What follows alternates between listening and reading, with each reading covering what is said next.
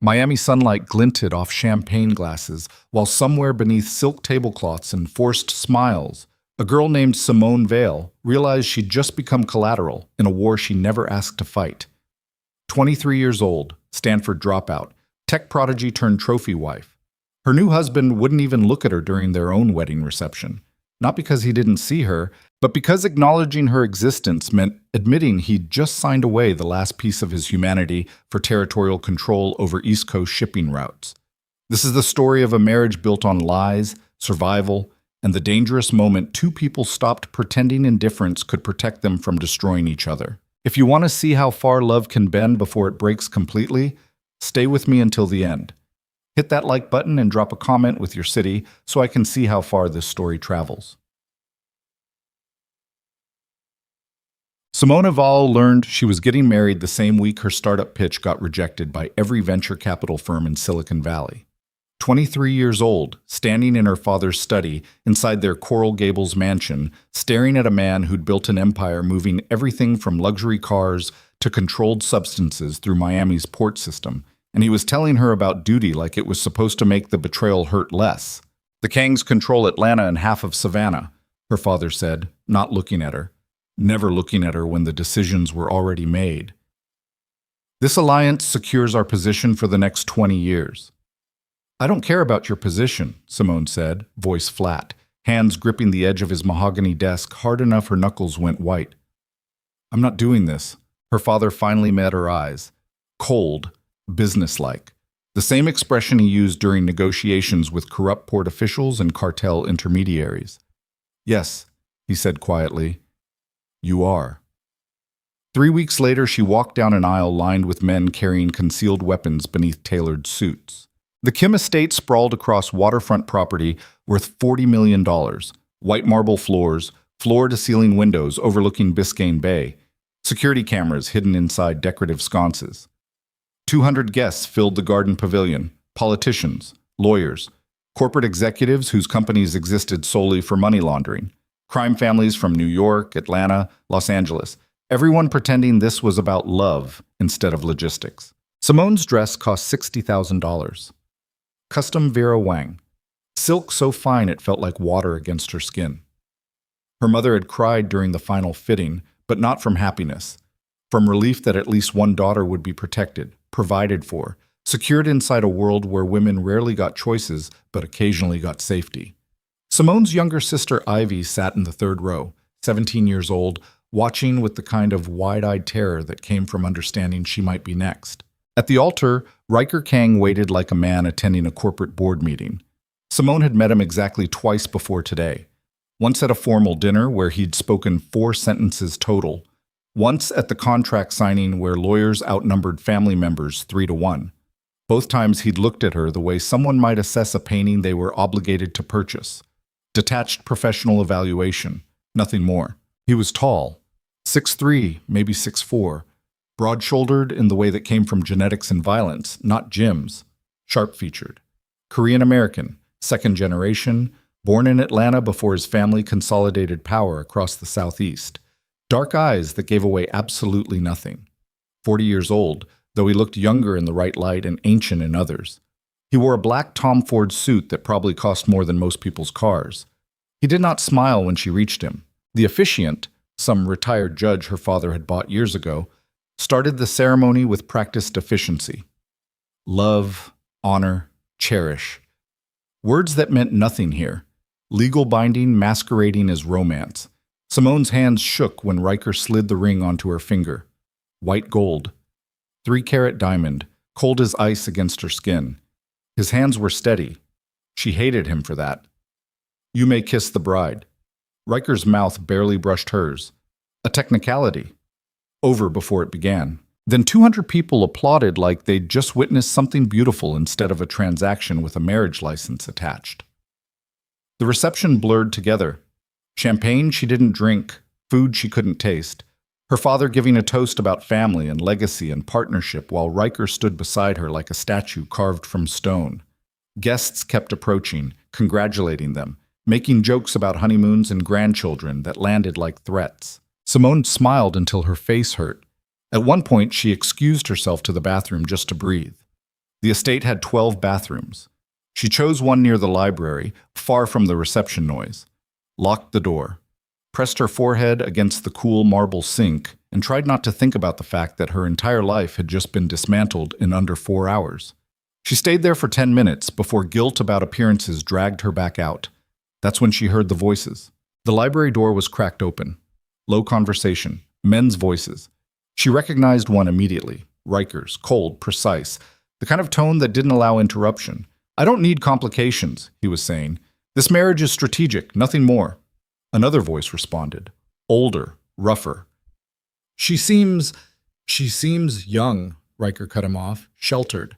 Probably thinks this life is some romantic mafia fantasy instead of what it actually is." Simone froze in the hallway. "You worried she can't handle it?" the other man asked. "I'm worried she'll expect things I can't give," Riker said flatly. "I need loyalty, not some girl pretending our arrangement is a love story." Silence. Then, "You want me to keep distance protocols in place?" "Yes. Separate wings, minimal interaction outside public events. She gets security, financial access, everything agreed upon in the contract. But I'm not pretending this is something it isn't." The words landed like bullets. Simone's chest tightened. Breathing suddenly required effort. She'd known the marriage wasn't real, had known since the day her father sat her down and explained that refusing meant jeopardizing everything, her mother's safety, Ivy's future, the tenuous peace between families that kept Miami from turning into a war zone. But hearing it spoken out loud, clinical and cold, shredded something inside her she didn't know still existed. Some stupid, desperate part of her had hoped. What? That a man 15 years older who'd agreed to marry a stranger for territorial access might magically develop feelings? That forced proximity might turn into something real? She was an idiot. Simone turned and walked back toward the reception before anyone could see her, smiled, laughed at appropriate moments, pretended everything was fine, while her new husband avoided looking at her for the rest of the night. The party finally ended near midnight. Guests filtered out in waves, some drunk, some calculating, all satisfied they'd witnessed the consolidation of power between two families who now controlled 80% of shipping infrastructure from Miami to Charleston. A car waited outside. Black Maybach. Bulletproof glass. Driver who'd worked for the Kangs for 20 years and had probably killed at least a dozen people. Riker held the door open for her, polite, distant. They didn't speak during the 40-minute drive to his estate. Estate felt like the wrong word. Fortress was more accurate. The property sat on Star Island, gated community where every neighbor was either a celebrity or a criminal, often both. The house itself looked like something out of Architectural Digest, modern, angular, all glass and white stone. Security embedded in every corner, cameras, motion sensors, armed guards patrolling the perimeter 24/7. Inside, everything felt cold despite the expensive furniture and original artwork probably worth 8 figures total. Riker led her through the main floor, living room, kitchen bigger than most apartments, home theater, wine cellar, indoor pool. He stopped outside a bedroom suite on the second floor. "This is yours," he said. "Private bathroom, walk-in closet. Your belongings were moved in this afternoon." Simone stared at the door, then at him. "Where's your room?" she asked quietly. "West Wing." He gestured vaguely down the opposite hallway. "You need anything, kitchen staff is available 24/7. Security office is downstairs. Any concerns, they'll contact me." He said it like he was giving a hotel guest instructions. Something inside Simone snapped. "I heard you," she said. Riker went very still. "What?" At the reception, in the library. Her voice came out steady despite the adrenaline suddenly flooding her system. "I heard everything you said about me." For the first time all day, his expression flickered. Surprise, maybe, or calculation. "Simone, don't." She stepped back when he moved forward. "You want distance? Fine. You want separate lives? Perfect. But don't stand here and pretend you're being considerate when we both know you just don't want to deal with the inconvenience of a wife you were forced to marry." His jaw tightened. "That's not—" "I don't care," Simone cut him off. Voice harder now, sharper. "You made yourself clear. This is a transaction. I'm collateral. So let's stop pretending either of us wanted this and just survive it." She turned and walked into the bedroom before he could respond. Locked the door. leaned against it while her heart tried to break through her ribcage. On the other side, silence, then footsteps, walking away. Simone slid down to the floor and finally let herself feel the full weight of what her life had just become. 3 months passed like living in a museum. Simone occupied the east wing of the estate. Riker stayed in the west. They crossed paths maybe twice a week, usually in the kitchen early morning when both had insomnia and pretended the other wasn't there. He left for work before sunrise most days, returned after dark. She heard him sometimes. Phone calls conducted in Korean, footsteps on marble floors, the occasional sound of breaking glass quickly cleaned up by staff who knew better than to ask questions. She filled her days with nothing, reading, swimming, walking the property under the watch of security personnel who followed her everywhere but never spoke. Sometimes she'd sit by the floor-to-ceiling windows in the main living room and watch boats drift across Biscayne Bay while wondering if she could just walk out the front gate and disappear. She never tried, because disappearing meant her family paid the price, and despite everything, Simone wasn't willing to trade her freedom for their destruction. Ivy called twice a week. Cheerful, oblivious, talking about senior year drama and college applications like Simone's life hadn't become a beautiful prison. Simone never told her the truth. Let her little sister believe the Instagram post showing designer clothes and oceanfront sunsets meant happiness. Their parents called once a month, duty check-ins. "How are you settling in?" her mother would ask, voice tight with guilt she'd never acknowledge. "Fine," Simone always said. Fine. The loneliest word in any language. But then small things started appearing. Her favorite tea, some obscure Taiwanese oolong she'd mentioned once during the contract signing meeting, suddenly stocked in the kitchen. Fresh delivery every week. Books she'd talked about wanting to read showed up on her nightstand. First editions, carefully selected. Museum memberships arrived in the mail. PM the Bass, Paris Art Museum, all providing private after-hours access she'd casually mentioned enjoying years ago to someone, though she couldn't remember who. At first, she thought it was staff being efficient. Then she realized the pattern. Every single thing was something she'd mentioned exactly once in Riker's presence. He was listening, watching, paying attention in ways she'd never noticed. The security detail around her doubled without explanation. Men in dark suits trailing her every movement. To the gym, the grocery store she didn't need to visit because staff handled everything. The rare lunch with Ivy at some overpriced Brickell restaurant. One afternoon, she confronted the head of security, a man named Chen, who'd worked for the Kang since Riker was a teenager. "Why do I need 6 guards to get coffee?" she asked. Chen's expression stayed neutral. "Mr. Kang's orders. Is there a threat I should know about?" Mr. Kang prefers proactive protection. Non-answers. Professional deflection. But something in his tone made Simone wonder if maybe the threat was real and nobody wanted to scare her by admitting it. She started paying closer attention. Noticed the same black Escalade parked 3 cars behind hers whenever she left the estate. Different driver each time, but always the same vehicle. Started appearing 6 weeks into the marriage. Noticed the way Chen's team positioned themselves at restaurants. Always exit routes covered, always sightlines maintained, always ready for something. Noticed the tension in staff conversations when they thought she wasn't listening. Whispers about territory disputes and Chin family pushing boundaries, and the boss is handling it. Victor Chin. Simone knew the name. Hard not to in Miami's underworld, rival syndicate based out of Broward County, expanding aggressively into Dade. Old grudge with the Kangs going back decades. Something about a betrayal and a body that never got recovered. She'd overheard her father mention it once. Warning about volatility, unpredictability, the kind of enemy who didn't follow rules. Simone tried asking Riker about it one night when they accidentally ran into each other in the kitchen near midnight. He was pouring whiskey. She was making chamomile tea because sleep wouldn't come. "Is something going on I should know about?" she asked. He didn't look at her. "No. Chen doubled my security detail."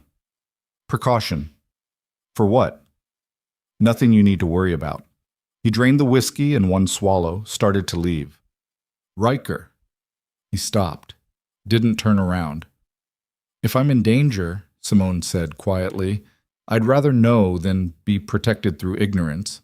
For a long moment he stood there, shoulders tight, hand gripping the empty glass. Then, "You're not in danger as long as you stay close to security."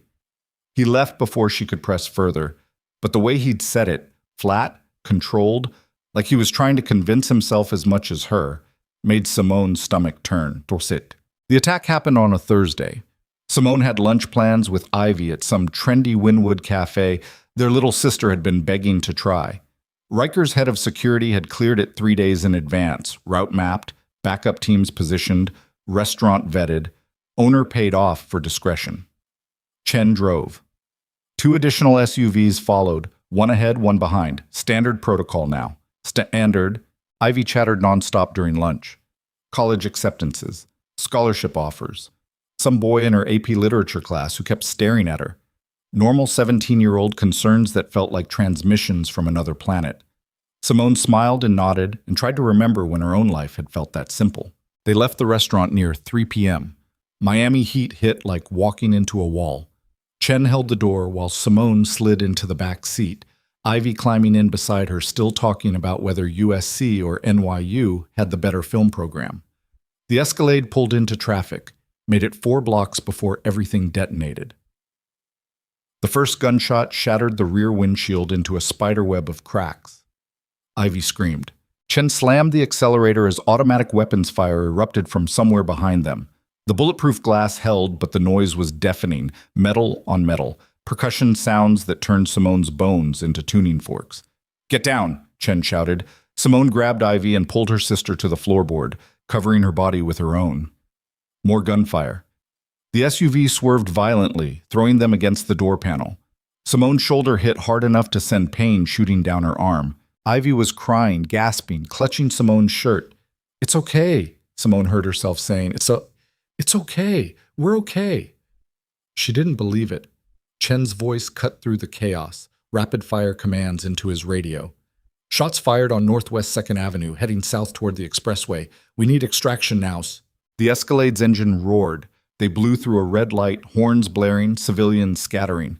Behind them, a black Mercedes was gaining ground, passenger window down, muzzle flashes visible even in daylight. Another burst of gunfire tore through the rear bumper. The SUV lurched. Something vital had been hit. Chen cursed in Mandarin and wrenched the wheel hard right, cutting through a gas station parking lot. The backup vehicles were trying to box out the attackers, but more cars were appearing. Coordinated assault, professional execution. This wasn't random. This was planned. Simone's phone buzzed against her hip. She fumbled it out with shaking hands. "Riker." She answered without thinking.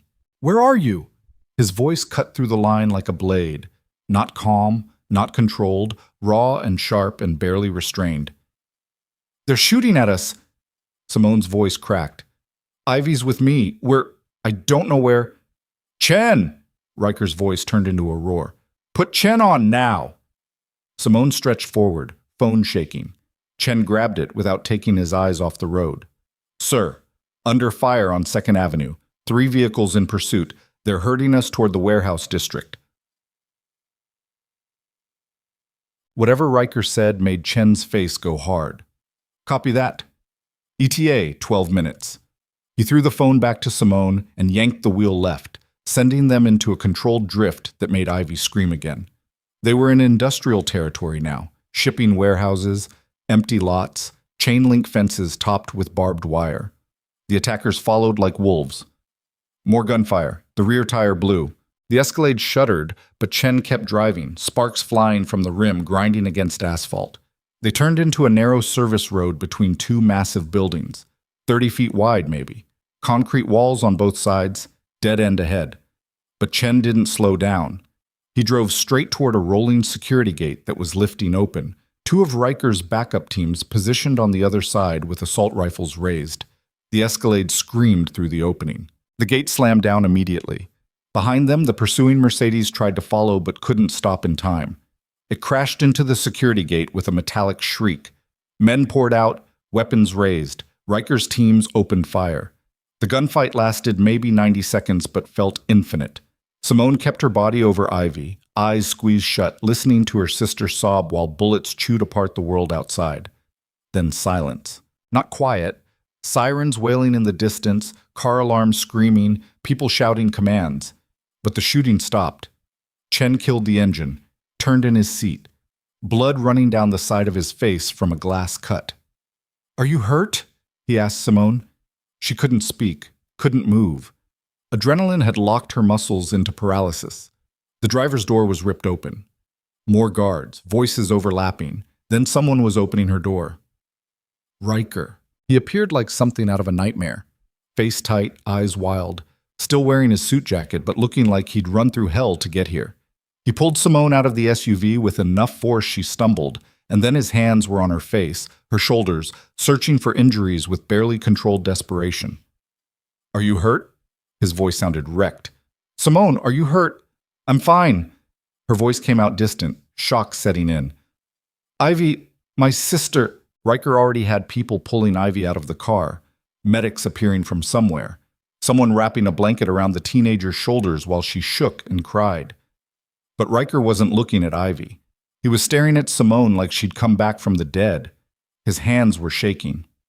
Riker Kang, the man who'd stayed ice cold through their entire wedding, who treated emotions like weaknesses to be eliminated, was shaking. "I thought—" He cut himself off, jaw clenched so tight she could see the muscle jump. When Chen called, he didn't finish the sentence, just pulled her into his chest with enough force to steal her breath, arms wrapping around her like he was trying to fuse them into one person. His heart was slamming against his ribs hard enough she could feel it, his breathing ragged. And for the first time since the wedding, Simone understood something terrifying. The man who'd spent 3 months avoiding her wasn't indifferent. He was scared. Scared of what she made him feel. Scared of what losing her would do to him. Scared that maybe the marriage had stopped being just a transaction the moment she walked down that aisle, and he'd been too damaged to admit it. Simone's arms came up slowly, hesitantly, wrapped around him, felt him exhale like he'd been holding his breath for 3 months straight. Around them, Miami's criminal underworld was about to explode into war. But for one moment, standing in a warehouse surrounded by armed guards and bullet casings, neither of them was pretending anymore. They took Ivy to a private hospital. No police, no official reports, nothing that would create paperwork trails. The Kim family doctor checked her for injuries, prescribed sedatives for shock, called their parents with carefully edited details that wouldn't cause panic. Simone stayed with her sister until Ivy finally fell asleep near 9 p.m., curled in a hospital bed with monitors beeping softly beside her. Then Riker appeared in the doorway. "She'll be safe here," he said quietly. 12 guards on this floor. No one gets through." Simone nodded without looking at him. Her hands wouldn't stop shaking. "We should go," Riker added. "We need to talk." They drove to a different property, some anonymous safe house on the outskirts of Coconut Grove. Single-story, bulletproof windows, surrounded by enough security to invade a small country. Inside, Riker poured them both whiskey without asking if she wanted it. Handed her the glass. Watched her drain it in one swallow. "Victor Chin," he said. He ordered the attack. Simone set down the glass before she dropped it. "Why?" "Because you're my wife." Riker's voice was flat. "Because he knows the fastest way to hurt me is through you." "You barely talk to me." The words came out sharp. "We've been married 3 months, and you've spoken maybe 50 sentences total. Why would he think—" "Because I've been obsessed with keeping you safe since the day we signed that contract." Riker cut her off, voice harsh. "Because I've had teams tracking you 24/7. Because I personally vetted every restaurant, every museum, every place you've gone. Because despite pretending I didn't care, I've spent 3 months terrified that someone would figure out you're the one thing in this entire operation that could actually destroy me." Simone stared at him. He looked away, jaw tight, hands gripping the counter hard enough his knuckles went white. "I lied," he said quietly. "That night, what you heard in the library, I lied about all of it." "Why?" "Because it was easier." His voice turned bitter. "Because I've spent 15 years building a life where nothing matters except power and control. And then you walked into that first meeting wearing that blue dress and looking at me like I was still human underneath all this. And I realized you could take everything I'd built and burn it to ash without even trying." Simone's throat tightened. "That doesn't make sense." "You terrify me," Riker said, finally looking at her. "From the moment I saw you, something inside me broke. And men like me can't afford broken. We can't afford caring about someone so much that losing them would be worse than dying. The confession hung between them. So you pushed me away, Simone said slowly, kept me at distance, pretended I didn't matter, while spending every waking moment making sure you were protected. His laugh sounded destroyed. While memorizing everything you liked, everything you wanted, everything that made you smile. While lying awake wondering if I'd already ruined any chance you might eventually stop hating me. Simone crossed the space between them before she could think better of it. Stood directly in front of him, close enough to see the exhaustion carved into his features, the fear he'd been carrying, the loneliness that matched her own. I don't hate you, she whispered. Riker's eyes closed. You should. Maybe. Simone reached up, fingers brushing his jaw. But I don't. His hand came up, caught hers, held it there against his face like it was something precious. If we do this, Simone said quietly, we do it for real. No more distance. No more pretending. You don't get to protect me by shutting me out. Simone, I'm already in danger. Her voice hardened. Today proved that. So either you let me in completely, or I walk out right now and we go back to being strangers. Riker stared at her. War visible behind his eyes. Control versus surrender. Safety versus risk. The terrified calculation of someone choosing between drowning slowly and jumping into fire. Then he kissed her. Not gentle. Not careful. Desperate. 3 months of restraint and hunger and fear detonating in a single moment. His hands in her hair, her body against his, everything they'd been holding back crashing together with enough force to shatter. When they finally broke apart, both breathing hard, Riker pressed his forehead against hers. I can't promise you soft, he said roughly. I can't promise you safe. But if you stay, I promise you real. Simone's hands fisted in his shirt. Then stop treating me like something fragile. His laugh sounded wrecked and relieved all at once. You're the most dangerous thing that's ever happened to me, Riker murmured against her mouth. Outside, Miami was descending into chaos. Inside, 2 people stopped lying about what they'd become to each other. And somewhere across the city, Victor Chin was realizing he'd just made the worst miscalculation of his life. Because the woman he'd tried to use as leverage had just become the one thing capable of turning Riker Kang into something more terrifying than he'd ever been before. Someone with everything to lose. The safe house smelled like gunpowder and expensive whiskey. Simone woke up tangled in unfamiliar sheets with Riker's arm locked around her waist like he was afraid she'd disappear if he loosened his grip. Morning light filtered through bulletproof glass, casting everything in pale gold. For 3 seconds, she forgot where she was. Then muscle memory kicked in. The attack, the gunfire, Ivy's screaming, the way Riker had looked at her like watching her die in real time. His breathing changed, still asleep but restless. She turned carefully. His face looked different unconscious. Younger, less guarded. The harsh lines around his mouth softened into something almost vulnerable. A scar cut through his left eyebrow she'd never noticed before. Another along his collarbone disappearing beneath the sheets. Evidence of a life spent surviving. His eyes opened, locked on hers immediately. Neither of them moved. We should talk, Riker said finally, voice rough from sleep. About what? Everything I've been keeping from you. Simone sat up, pulling the sheet with her. Her shoulder throbbed where she'd hit the car door yesterday, bruise forming beneath the skin. Start with Victor Chin. Riker exhaled and pushed himself upright, back against the headboard. Ran a hand through his hair. He's been pushing into Kang territory for 8 months, started small, bribing dock workers, skimming shipments, testing boundaries. I handled it quietly, didn't want full-scale war. What changed? You. He said it flat, simple. The marriage announcement. Suddenly I had something he could target besides money and territory. Simone's stomach turned. So this is my fault. No. Riker's hand caught her chin, forced her to look at him. This is Victor being exactly what he's always been, a predator looking for weakness. He saw an opening and took it. By trying to kill me. By trying to send a message. Riker's jaw tightened. That message being I'm not untouchable anymore.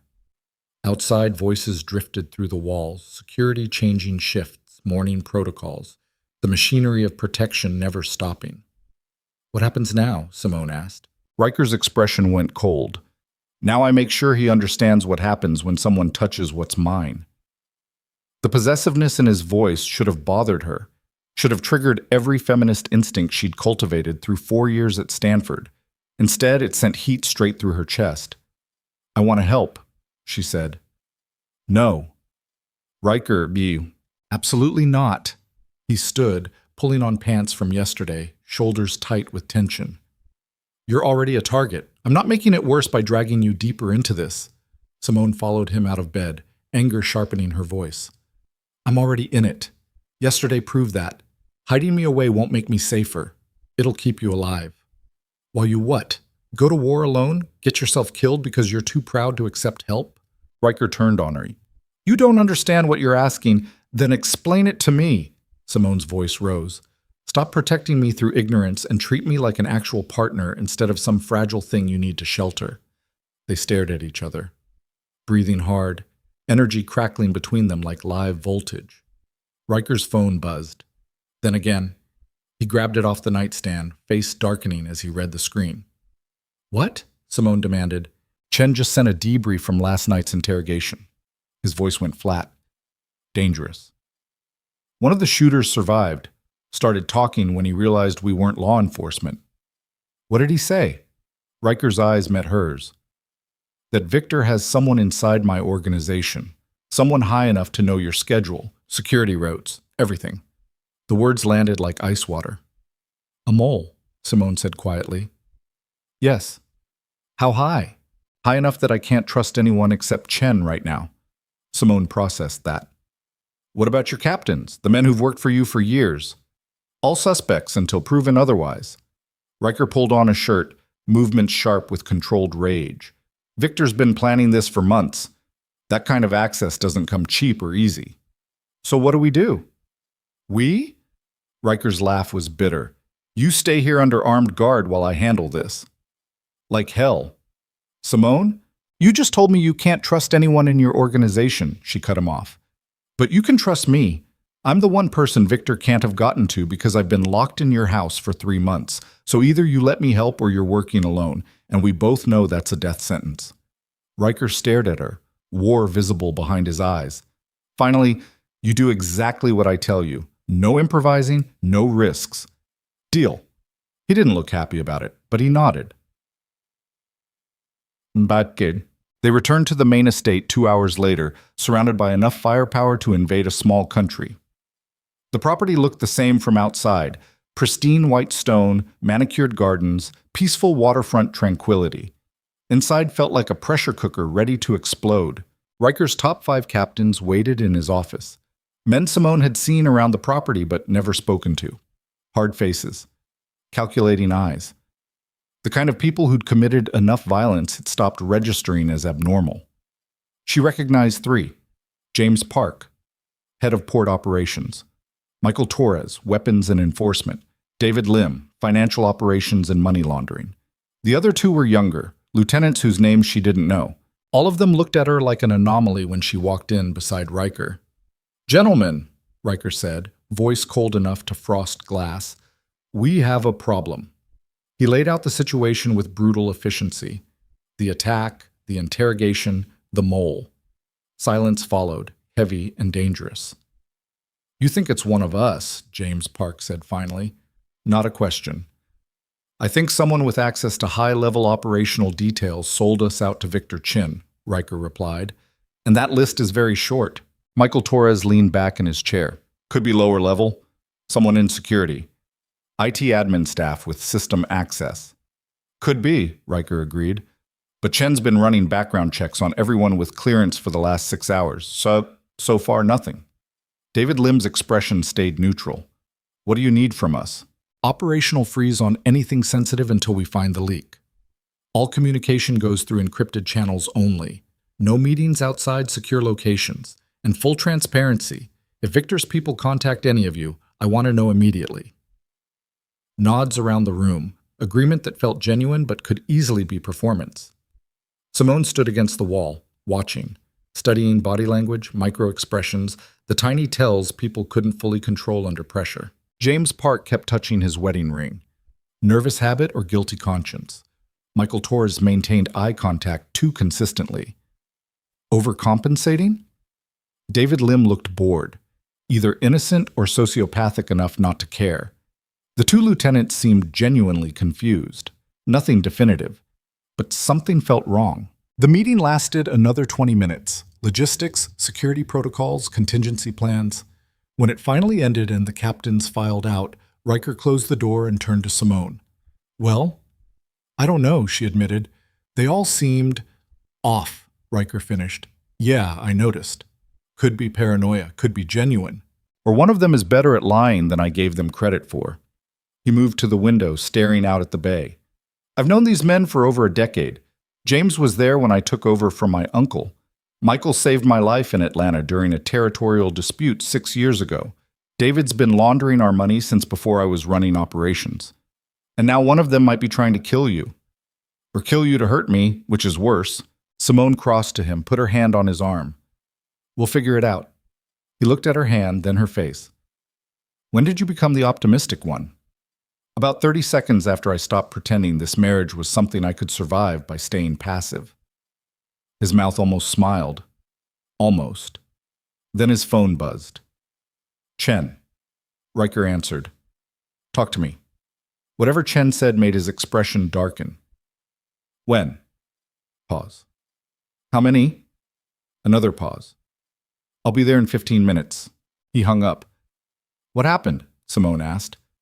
3 of our warehouses just burned, simultaneously. Victor's escalating. I'm coming with you. Simone, we agreed. Partnership. Riker's jaw clenched, but he didn't argue. Bishek. The warehouse district looked like a war zone. Fire trucks surrounded the burning buildings, foam and water arcing through smoke-black air.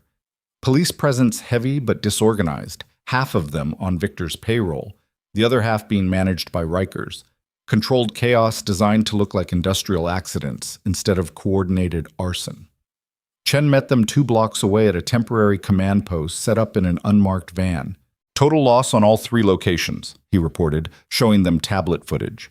Professional accelerant placement, military-grade incendiary devices, in and out in under 4 minutes. What was stored there? Simone asked. Riker's expression went dark. Automotive parts officially. Actually, pharmaceutical precursors and weapons waiting for distribution. How much product? 8 million street value. Maybe 10. Simone absorbed that. Victor's not just sending messages anymore. He's trying to cripple your operation. He's trying to start a war he thinks he can win, Riker corrected. Force me into retaliation that brings federal attention, destabilizes partnerships, makes me look weak to the other families. So what do we do? Not what he expects. Riker turned to Chen. Get me everything we have on Victor's financial infrastructure, bank accounts, shell companies, real estate holdings, offshore trusts. I want his entire economic ecosystem mapped. Chen nodded and started typing. Simone stared at Riker. You're going after his money. Violence is expected. Predictable. But if I can collapse his funding before he realizes what's happening, he loses operational capacity without me firing a single shot.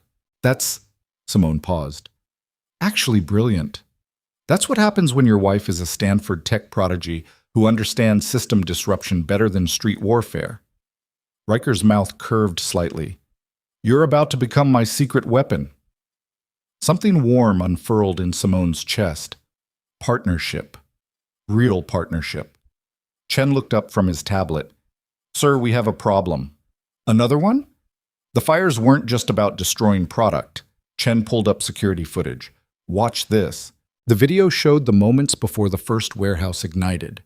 A figure in dark clothes moving through the loading bay, placing devices with practiced efficiency. Then the figure looked directly at the camera, smiled, and pulled off his mask. Simone's breath stopped, because the face staring at them through the security feed was James Park. The van went silent except for the tablet audio crackling with fire sounds. That's not possible, Riker said quietly. James has been with me for 12 years. The timestamp is from 40 minutes ago, Chen replied. Footage pulls from our own security system. No evidence of tampering. Riker stared at the frozen image. James Park's face clear as daylight, expression almost apologetic as he looked into the camera before triggering the explosives. "He wanted us to know," Simone said. "That's why he showed his face. This was a confession." "Or a setup," Riker countered. "Victor could have deepfaked the footage. AI face swapping is sophisticated enough now that yeesh." "Occam's razor," Simone interrupted. "What's more likely, Victor has cutting-edge deepfake technology and cyber warfare capabilities we've never seen evidence of, or James Park got bought and is covering his tracks by making it obvious?" Riker's hands clenched into fists. "If James betrayed me, I'll—" His phone rang. James Park. Riker stared at the screen, then answered and put it on speaker. "I assume you've seen the footage by now," James said, voice calm, resigned. "What the fuck, James?" Riker's voice was pure ice. "I'm sorry."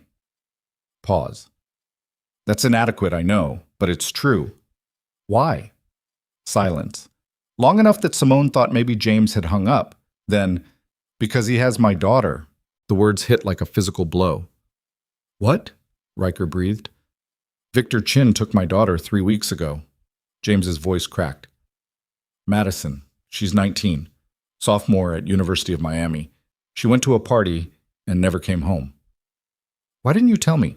"Because he said if I contacted you, if I went to anyone, he'd kill her." James sounded destroyed. "He sent me videos. Proof of life. Her begging me to do whatever he asked." Simone's chest tightened. Horror mixing with understanding.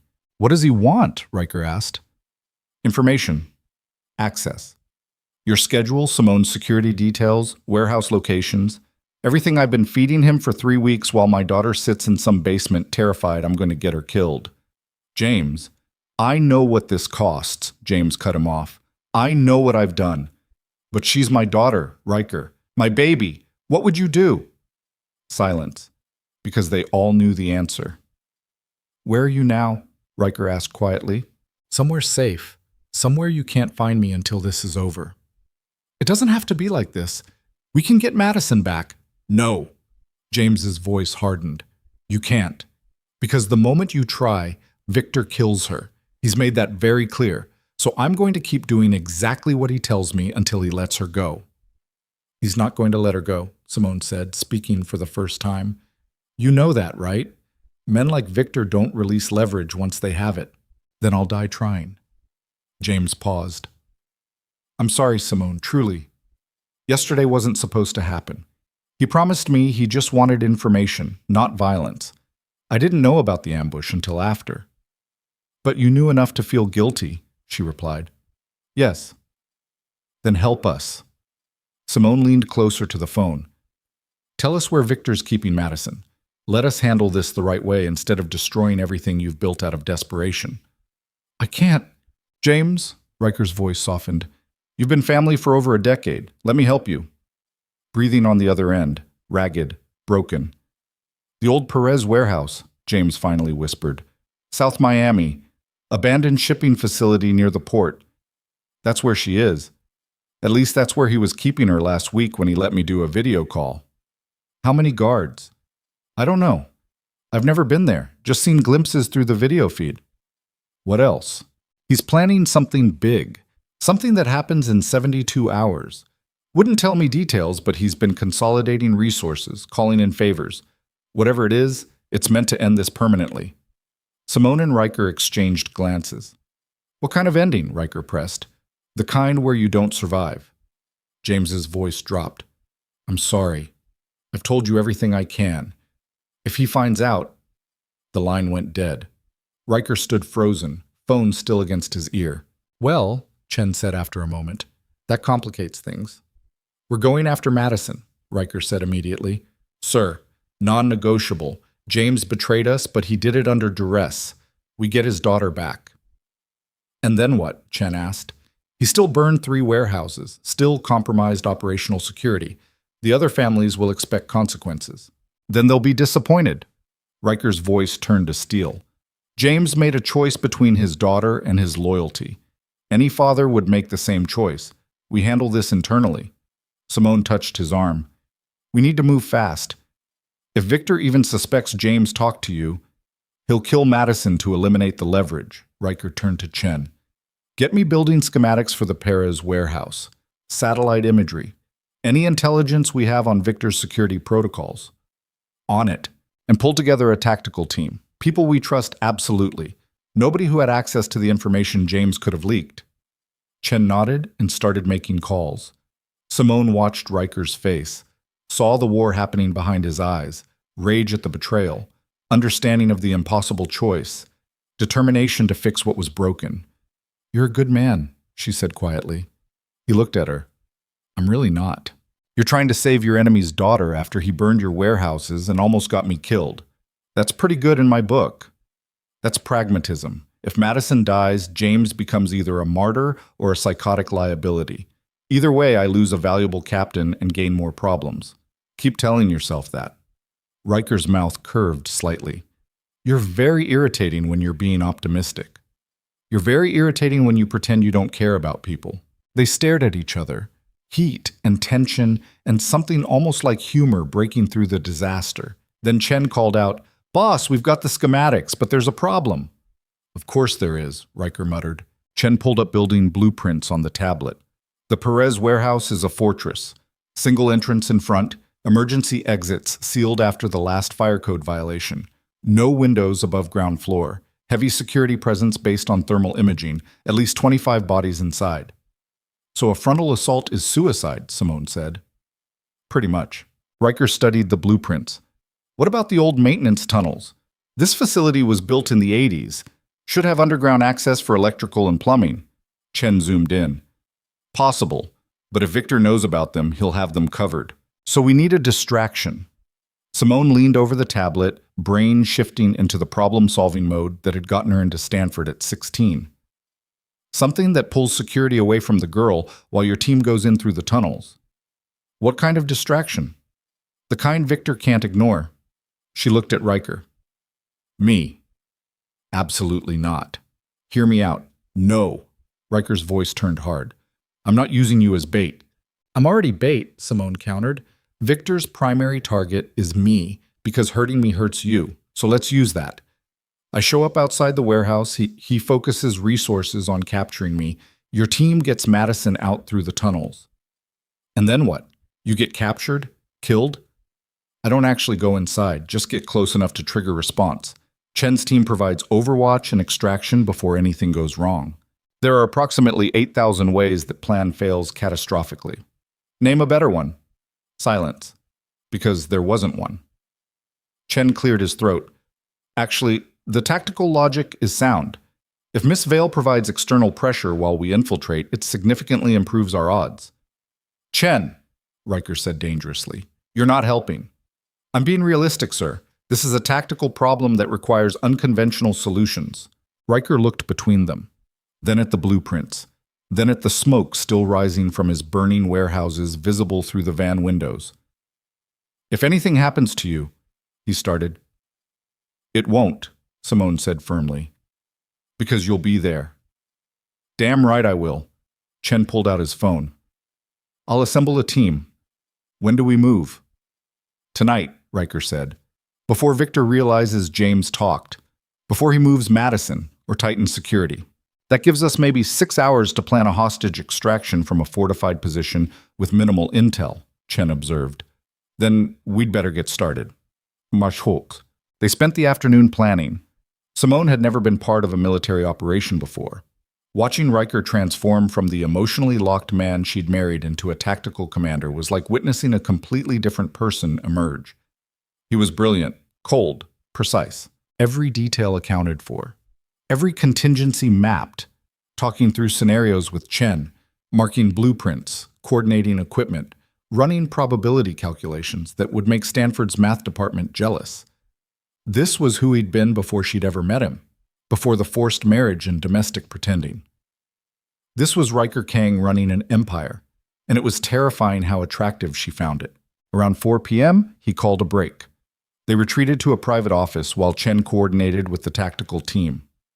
You should eat something, Riker said, pulling food from a bag someone had delivered. Sandwiches. Cold brew coffee. Nothing fancy but functional. Simone took the coffee. I'm not hungry. Eat anyway. You'll need energy. She bit into a sandwich without tasting it. Are you scared? Terrified. The honesty surprised her. You don't look it. Years of practice. Riker sat beside her, close enough their knees touched. You learn to compartmentalize. The fear goes in a box until the operation's over. And then? Then it comes out all at once and you have nightmares for weeks. Simone studied his profile. How many operations have you run like this? Enough to know the difference between calculated risk and suicide mission. Which is this? He looked at her. Somewhere in between. Comforting. I don't deal in comfort. I deal in honesty. His hand found hers. I need you to promise me something. What? If things go wrong, if Chen gives the extraction signal, you run. No hesitation, no heroics. You get out and you let me handle it. Riker, promise me, Simone. She wanted to argue, wanted to say she wouldn't abandon him to save herself. But the look in his eyes stopped her. This wasn't negotiable. I promise, she said quietly. He exhaled, pulled her against his chest. I can't lose you. You won't. You don't know that. Neither do you. Simone tilted her head back to look at him. But we're doing this together. That's what partners means.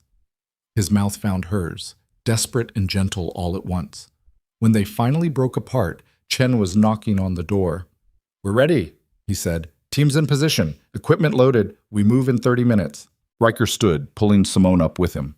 Let's go save a girl and send Victor Chin a message he won't forget. Huag. The Perez warehouse sat in industrial wasteland south of the port. Rusted shipping containers, cracked asphalt, the smell of diesel and rotting seawater. Chain link fencing topped with razor wire.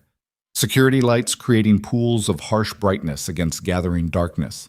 Simone sat in an unmarked SUV 2 blocks away, watching thermal imaging on Chen's laptop. 28 heat signatures inside the warehouse, clustered mostly on the ground floor. 2 on an upper level, likely guards watching approaches. 1 isolated signature in what looked like a storage room. Madison. Overwatch teams in position, Chen reported through the comms system. Tunnel entry point secured. Extraction route clear.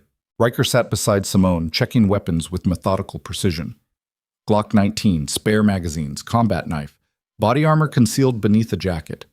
He looked like exactly what he was, a man preparing for violence. You remember the signal? He asked Simone for the 3rd time. 3 clicks on the radio. I run. I got it. And if anyone approaches before then, I don't engage. I fall back to position 2 where your sniper team has coverage. And if, Riker. She caught his hand. I know the plan. Stop stalling. He stared at her, war visible behind his eyes. Then he kissed her, hard and quick. I love you, he said against her mouth. The words hit like electricity, first time he'd said it out loud. Tell me again when this is over, Simone whispered back. That's a promise. Chen's voice crackled through comms. Sir, we need to move. Windows closing. Riker pulled away reluctantly, checked his weapons one more time, looked at Simone like he was memorizing her face. Then he and Chen slipped out of the SUV into the darkness. Simone watched them disappear into shadows, heading toward the maintenance tunnel entrance 300 yards east. Her heart hammered against her ribs, mouth dry, hands shaking slightly. She'd never been so scared in her life. The driver, one of Chen's most trusted men, handed her a radio and a panic button. Anything goes wrong, you hit that button, he said quietly. Whole world comes running. Simone nodded, then waited. 5 minutes, 10, 15. Tunnel team is inside, a voice reported through the radio. Moving toward the holding area. Simone's cue. She opened the SUV door and stepped into humid Miami night air. Wore civilian clothes, jeans, dark jacket, nothing tactical. Needed to look like an easy target. Started walking toward the warehouse front entrance. 100 yards. 75. 50. Security lights hit her, making her visible. 30 yards. A door opened. 2 men stepped out, guns visible but not raised yet. That's far enough, one called out. Simone stopped, raised her hand slowly. I need to talk to Victor Chin. Yeah? He expecting you. Tell him Simone Kang is here. He'll want to know. The men exchanged glances. One spoke into a radio. 30 seconds later, the radio crackled back. Both men raised their weapons. Don't move, the first one ordered. Through her earpiece, Chen's voice, contact made, subject is responding, hold position. More men poured out of the warehouse. 6, 8, 10, all focused on her, which meant nobody was watching the tunnels. Victor wants to see you, one of the guards said, moving forward with zip ties. This wasn't part of the plan. Simone's heart rate spiked, the panic button pressed against her palm. But if she ran now, the distraction failed. Madison died. James's betrayal meant nothing. She let them approach, let them zip tie her wrists, let them start pulling her toward the warehouse entrance. Through the earpiece, Simone, what are you doing? Extraction signal is 3 clicks. Use it. She couldn't respond without giving away the comms, just kept walking. Praying Riker would find Madison before Victor Chin realized he'd just captured the one thing capable of ending this war permanently. The warehouse doors closed behind her with a sound like a coffin sealing shut. And somewhere in the darkness, Riker Kang was about to discover his wife had just sacrificed herself to save a stranger's daughter. The warehouse interior smelled like rust and fear. Simone's zip-tied wrists throbbed as guards shoved her through a maze of shipping containers and metal scaffolding. Fluorescent lights flickered overhead, casting everything in sickly yellow. Her earpiece had gone silent. Either Chen had cut transmission to avoid detection, or the signal couldn't penetrate this deep into the building. She was alone. They dragged her up a metal staircase to a second-floor office overlooking the warehouse floor. Glass windows on 3 sides. Exposed. Nowhere to run. Victor Chin sat behind a desk that looked salvaged from a 1970s government building.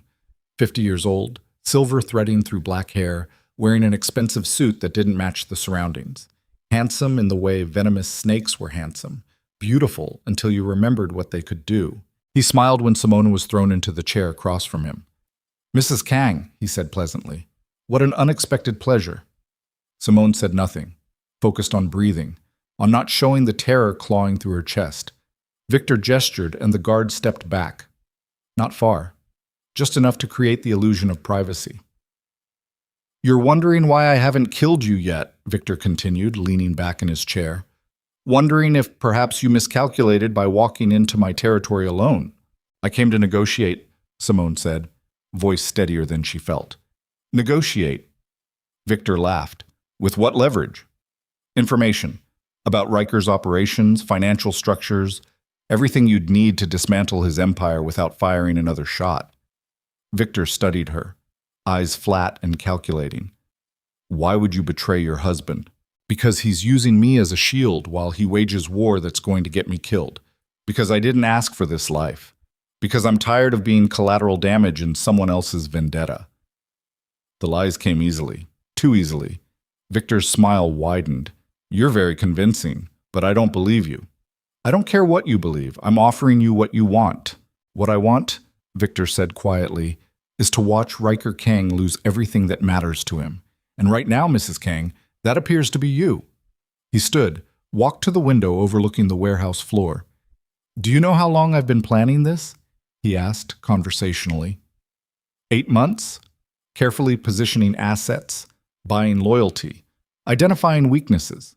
Your husband is brilliant, I'll give him that. But brilliance has a flaw. What's that? It makes you believe you're always the smartest person in the room. Victor turned back to her. "Tell me, did Riker send you here as a distraction while his team attempts a rescue operation through the maintenance tunnels?" Simone's blood turned to ice. Victor's smile became something terrible. "Yes," he said softly. "I know about the tunnels. I know about James Park's daughter. I know about your husband's bleeding heart that makes him try to save people who betrayed him. Do you know why I know all this?" He pulled out his phone, pressed a button. The office door opened, and David Lim walked in. Simone's world tilted sideways.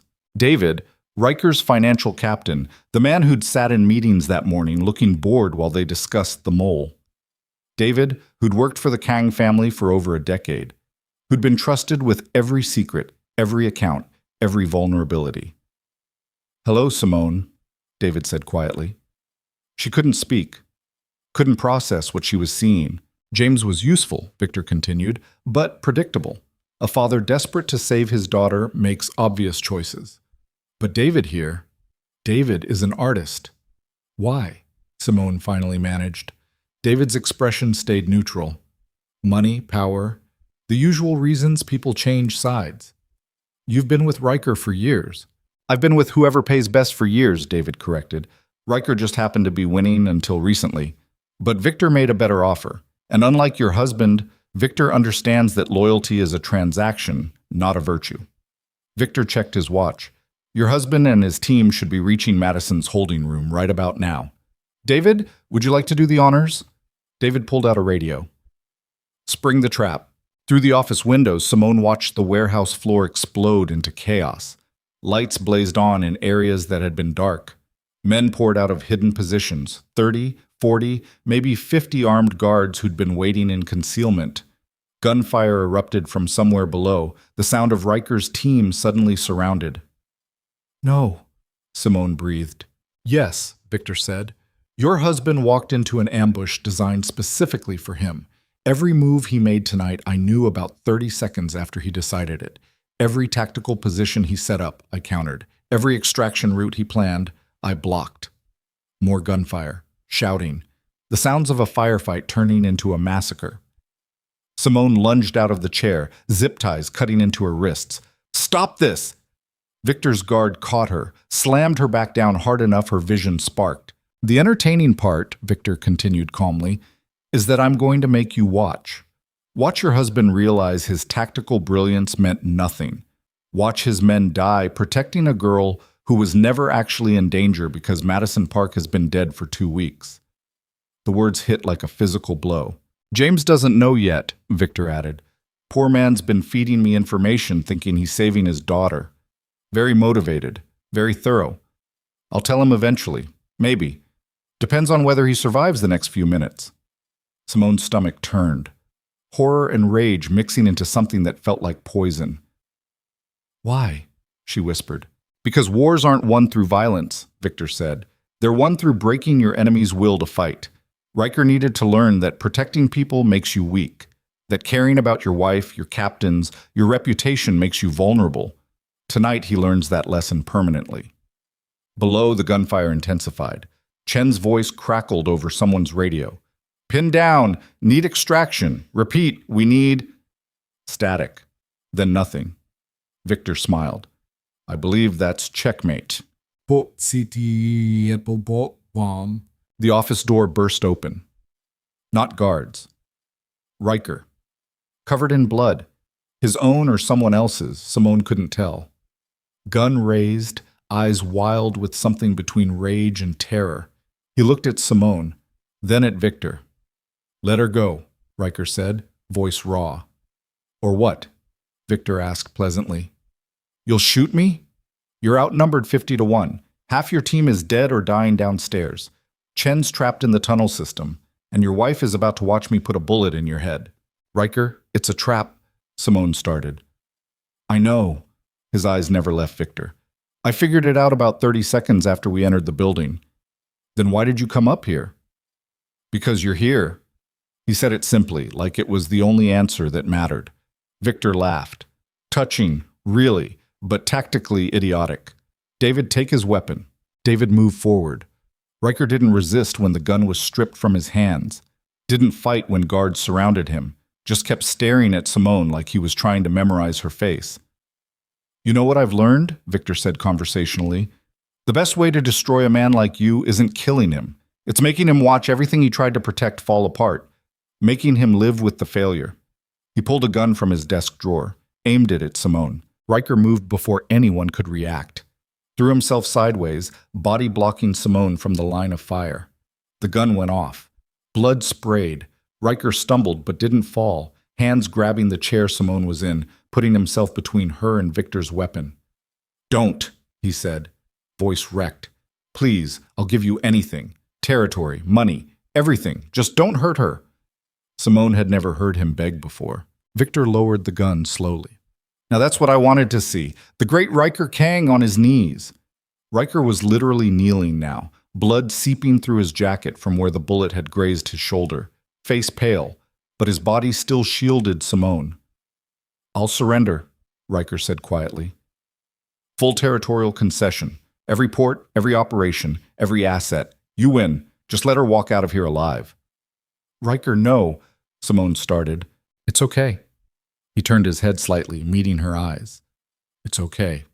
This is how it has to be." Victor studied them, then smiled. "You know what? I believe you. I believe you'd actually give up your empire for her, which makes this so much more satisfying." He raised the gun again, not at Simone, at Riker's head. "Because you don't get to make that choice," Victor said. "You don't get to die a martyr protecting your wife. You get to die knowing you failed, knowing she'll be next, knowing this was all for nothing." Time slowed. Simone saw Victor's finger tightening on the trigger, saw Riker's eyes closing, saw David Lim watching with empty expression like this was business, not murder. And something inside her snapped. She threw herself sideways, chair and all, slamming into Victor's legs. The gun went off, but the bullet went wide, punching through the window behind them. Glass exploded. Riker moved in the same instant, grabbed David's gun from his holster, spun, fired twice. David dropped. Riker kept moving, grabbed Simone's chair, used it as a shield while he fired at the guards. Bodies fell. Return fire shattered the remaining windows. Then Chen's voice exploded over the radio. "Second team breaching now, north entrance, covering fire in 3. Explosions rocked the warehouse. Not grenades, flashbangs, smoke. Chen's backup team pouring through entrances Simone hadn't known existed. Chaos detonated. Riker cut Simone's zip ties with the combat knife he'd somehow kept hidden, pulled her behind the overturned desk as bullets tore through the office. Victor was screaming orders, guards flooding the room, Chen's team advancing from below. "Stay down!" Riker shouted over the noise. "Where's Madison?" Simone yelled back. "There is no Madison. She's been dead for weeks. This whole thing was... see." Bullets chewed through the desk inches from Simone's head. Riker returned fire, expression locked into something beyond rage. "We need to move," Chen's voice crackled through the radio Riker had taken from David. "Building's compromised. Structural damage to the east wall." Something groaned above them. Metal stressed past tolerance. Simone looked up. The ceiling was collapsing. "Go!" Riker grabbed her arm, hauling her toward the door. Behind them, part of the roof gave way, crushing the desk they'd been hiding behind seconds ago. They ran. Down the metal stairs, Chen's team providing covering fire as Victor's men tried to cut them off. Bodies everywhere, blood on concrete, the smell of gunpowder and smoke choking the air. Someone grabbed Simone from behind. She didn't think, just reacted. Drove her elbow back into ribs, felt something crack, spun and grabbed the guard's weapon as he doubled over. Used the gun to club him across the temple. He went down hard. Riker stared at her for half a second. "Where did you learn?" "Self-defense classes in college," Simone gasped. "Didn't think they'd actually be useful." More guards. Chen appeared from nowhere, cutting through them with brutal efficiency. "Extraction vehicle is outside. North exit. Go." They ran through smoke and chaos, Chen's team collapsing around them in a protective formation. Simone's lungs burned. Her wrists were bleeding where the zip ties had cut. Adrenaline was the only thing keeping her upright. The north exit appeared through the smoke. Steel door. Daylight beyond. They were going to make it. Then Victor Chin stepped through the doorway. Alone, gun raised, everyone froze. "You don't get to walk away," Victor said quietly. "Not after everything you've cost me." His fingers started to squeeze the trigger. Chen moved first. Threw himself between Victor and Riker. The gun went off. Chen dropped. "No!" Riker's voice broke. Victor was raising the gun again, but Riker was faster. Put 3 bullets through Victor's chest before the man could fire. Victor Chin died, still smiling. Riker dropped beside Chen, blood pooling beneath him. Too much blood. "Chen, stay with me." Chen's eyes were already glazing. "Get her out." "That's an order, sir." "We're not leaving you." "Yes, you are." Chen coughed, blood on his lips. "Been an honor." His eyes went empty. Simone felt something inside her chest crack apart. Riker stayed frozen beside Chen's body, hands covered in his friend's blood, face empty of everything except devastation. "Riker," Simone touched his shoulder. We have to go. Now. He didn't move. Riker. Louder now. Chen died protecting us. Don't make it meaningless. That reached him. He stood slowly, looked at Simone with eyes that had seen too much death tonight. I'm sorry, he whispered. For what? Simone didn't know. For Chen. For the trap. For dragging her into a world where people died protecting each other from monsters who looked like businessmen. She grabbed his hand. Later. Grieve later. Right now, we survive. They ran through the exit into humid Miami night, SUVs waiting, Chen's remaining team piling in, engines roaring.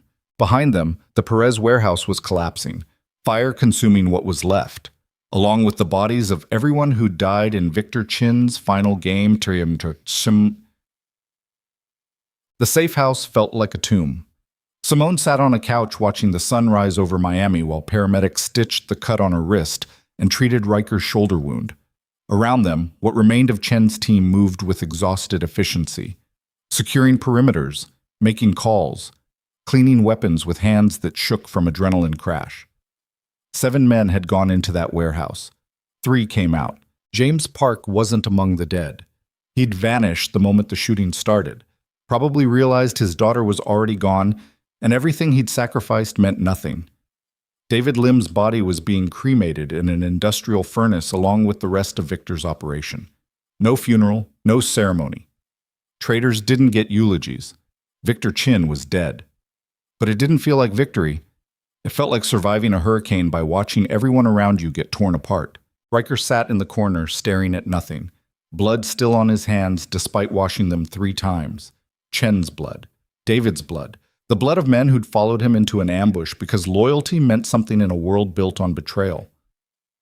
Simone crossed to him, sat down beside him without speaking. I got them killed, Riker said finally, voice empty. Walked them straight into a trap. Victor orchestrated this for 8 months. David fed him everything. You couldn't have known. I should have known. His hands clenched into fists. I trusted David, trusted him with everything.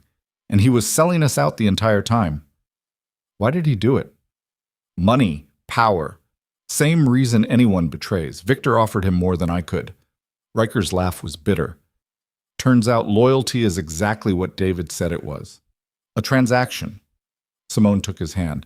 Not everyone's like that. Enough are. Chen wasn't. He died protecting you. Riker's jaw tightened. I know. So honor that. Don't let his sacrifice mean you stop trusting everyone.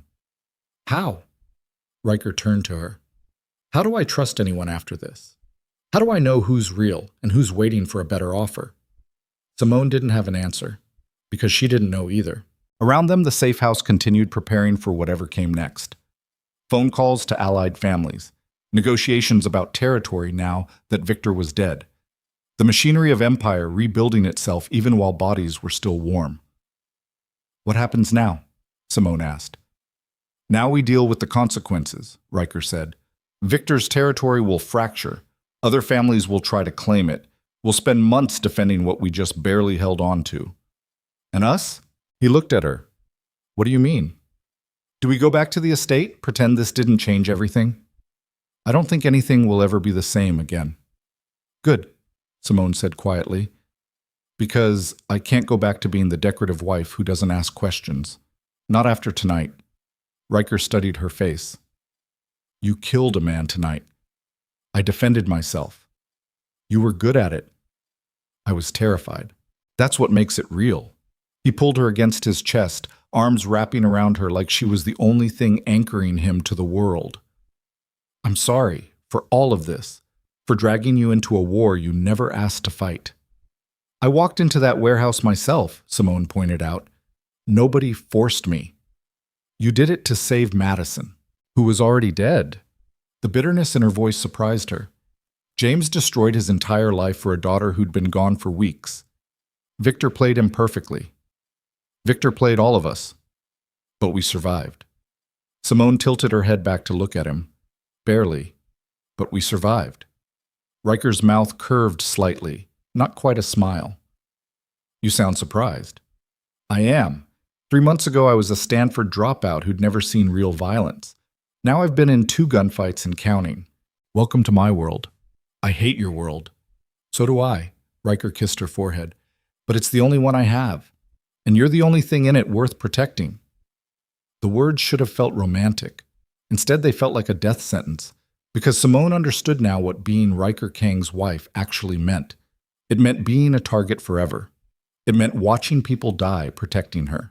It meant living in a beautiful prison surrounded by guns and paranoia and the constant calculation of who might betray you next. The question was whether she could survive it, or whether eventually this life would hollow her out until she became another casualty of a war that never actually ended, just changed battlefields. Outside, Miami was waking up. City full of people living normal lives where the biggest violence was traffic and the worst betrayals were workplace gossip. Simone closed her eyes and tried to remember what that felt like. Failed. Because somewhere between the wedding and the warehouse, she'd crossed a line that didn't allow retreat. She'd become someone different, someone harder, someone who could kill without hesitation when survival demanded it. And the most terrifying part was realizing she didn't regret it. She regretted Chen dying, regretted James losing his daughter, regretted the violence and waste and destruction. But she didn't regret surviving, didn't regret protecting Riker, didn't regret choosing this life, even though it was destroying the person she used to be. Riker's phone buzzed. He answered without moving. Talk. Whatever the person said made his expression harden. When? Pause. How many? Longer pause. I'll be there in an hour. He hung up, looked at Simone. Federal investigation just opened into last night's events. Warehouse fire, bodies, gunfight that lit up police scanners across Miami. They're calling it gang warfare. Are we in trouble? We're always in trouble. Question is whether they can prove anything. Riker stood, pulling her up with him. I need to meet with my lawyers. Make sure our story's airtight. Can you handle giving a statement if they come for you? What's the story? That we were never at that warehouse. We were home all night, together. Chen died in a car accident. David Lim went missing after embezzling funds. Victor Chin's death is unrelated to us entirely. They won't believe that. They don't have to believe it. They just have to fail at proving otherwise. Riker touched her face. Can you do this? Simone thought about everything that had happened in the last 12 hours. The trap. The betrayal. Chen dying. Victor's smile as he tried to kill them both. Thought about the zip ties cutting her wrists and the gun in her hands and the way she'd felt nothing watching that guard drop. Yes, she said, I can do this. Because she didn't have a choice. Because going back wasn't possible anymore. Because the only way out was through whatever came next, and that meant becoming exactly the kind of person who could lie to federal investigators while standing over the graves of men who'd died for her. Riker kissed her. Then let's go face the consequences. They walked out of the safe house into Miami sunshine. Behind them, the wreckage of Victor Chin's war. Ahead, the federal investigation that would either destroy them or forge them into something unbreakable. And somewhere between those two impossible futures, Simone Val Kang stopped being the girl who'd walked down an aisle she never chose, and became the woman willing to burn the entire world down to protect what was hers, even if that meant losing herself completely in the process. The federal investigation hit like a sledgehammer wrapped in subpoenas. 2 days after the warehouse massacre, FBI agents showed up at the estate with enough legal paperwork to bury them. Simone watched through the living room windows as black SUVs rolled up the driveway, men in suits stepping out with badge cases and warrant folders. Riker's lawyers had been preparing for this. 24 hours of coaching sessions, memorizing timelines, rehearsing answers until the lies felt more real than the truth. Remember, the lead attorney had said, a woman named Patricia Chen, no relation, who defended organized crime families for 30 years. You don't remember, you weren't there, you have no knowledge of events. Repeat those 3 phrases like prayers. Simone didn't believe in prayers anymore, not after watching Chen die protecting people who couldn't protect themselves. The lead FBI agent was a man named Marcus Webb, 45, graying at the temples, eyes that had seen enough criminal enterprises to recognize one on sight. He sat across from Simone in Riker's office while lawyers flanked both sides and recording equipment captured every word. Mrs. Kang, Webb began, voice professionally neutral. Can you tell me where you were on the night of May 15th between the hours of 9 p.m. and 2 a.m.? At home, Simone said, kept her voice steady, hands folded in her lap to hide the trembling. With my husband. Here at this residence? Yes. Can anyone corroborate that? Our household staff, security personnel, multiple witnesses. Webb consulted his notes. Your security detail logged you returning to the property at approximately 10:30 p.m., but phone records show your cell phone pinging towers near the Perez warehouse district during the time frame in question. Simone's lawyer leaned forward. My client is not required to account for her phone's location. Perhaps it was in someone else's possession. Was it? Webb asked Simone directly. I don't know, Simone replied. I wasn't at the warehouse, so if my phone was there, someone else had it. Who? I couldn't say. Webb studied her. 4 people died in that warehouse. 17 others sustained injuries. The property sustained over $2 million in structural damage. And you're telling me you have no knowledge of any of this? That's correct. Despite the fact that your husband's organization has been engaged in territorial disputes with Victor Chin's syndicate for the past 8 months? Patricia cut in immediately. Agent Webb, unless you're prepared to provide evidence directly linking my client to criminal activity, these questions constitute harassment. Webb's jaw tightened. Victor Chin is dead, shot 3 times at close range with a weapon registered to one of your husband's security personnel. I'm sorry to hear about Mr. Chin's death, Simone said carefully, but I don't know anything about it. Your husband's financial director, David Lim, is also missing, as is James Park, head of port operations. Both men connected to your organization, both men last seen the night of the warehouse incident. I'm not responsible for the whereabouts of my husband's employees. But you are married to Riker Kang, a man with documented connections to organized crime, money laundering, weapons trafficking. Alleged connections, Patricia interrupted. Never proven in any court of law. Webb ignored her, kept his focus on Simone. How does it feel, Mrs. Kang? Being married to a man whose business associates keep turning up dead? The words landed like a punch. Simone met his eyes. My husband is a legitimate businessman. If you have evidence suggesting otherwise, charge him. Otherwise, this conversation is over. Patricia stood. My client has cooperated fully. Unless you have further questions directly related to provable criminal activity, we're done here. Webb stared at Simone for a long moment, then gathered his files and stood. This investigation isn't over, he said quietly. We'll be watching. Every transaction, every meeting, every move your family makes, and eventually you'll make a mistake. Then I guess you'll be watching for a very long time, Simone replied. Webb left with his team, footsteps echoing through the marble foyer. When the door closed, Simone's hands finally started shaking. Patricia packed her briefcase with efficient movements. You did well. Better than most first-timers. I lied to federal investigators, Simone said. That's a felony. Only if they can prove you lied, which they can't. Your story is airtight, witnesses corroborated, phone records explained. Nothing connects you directly to that warehouse. Except the truth. Patricia looked at her with something between sympathy and exhaustion. The truth doesn't matter in cases like this, only what can be proven. Remember that. She left, taking her 6-figure hourly rate with her. Simone sat alone in Riker's office, surrounded by expensive furniture and original artwork, and the suffocating weight of everything she'd become. And cheats.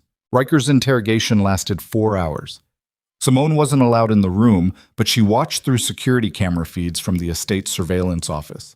Watched him sit across from Webb with perfect composure, answering every question with the rehearsed precision of someone who'd done this before. Where were you the night Victor Chin died? At home with my wife. Can you account for the whereabouts of your security personnel? They follow their assigned protocols. I don't micromanage schedules. James Park worked for you for 12 years. Now he's vanished. Any idea where he might be? None. If he's missing, I hope he's found safely. His daughter was kidnapped weeks ago. You had no knowledge of this? James never mentioned it. If he was dealing with a personal crisis, I'm sorry I wasn't able to help. Sorry enough to orchestrate a rescue operation that resulted in multiple deaths? I have no knowledge of any rescue operation. On, Webb pushing, Riker deflecting, a dance they'd both performed before with different partners. Finally, Webb leaned back. You're good at this. I'll give you that. But eventually, the lies catch up. They always do. Then I suppose I have nothing to worry about, Riker said, since I'm not lying. Webb left without charging him, but the threat hung in the air like smoke. When Riker emerged from the interrogation, he looked exhausted. The kind of bone-deep tiredness that came from maintaining perfect control while everything inside screamed. Simone met him in the hallway, wrapped her arms around him without speaking. He held her like she was the only real thing in a world built on deception. It's not over, he said quietly. Webb will keep digging. He's convinced he can break us. Can he? Not if we're careful. But careful required trust, and trust was the one commodity they couldn't afford anymore. Suk.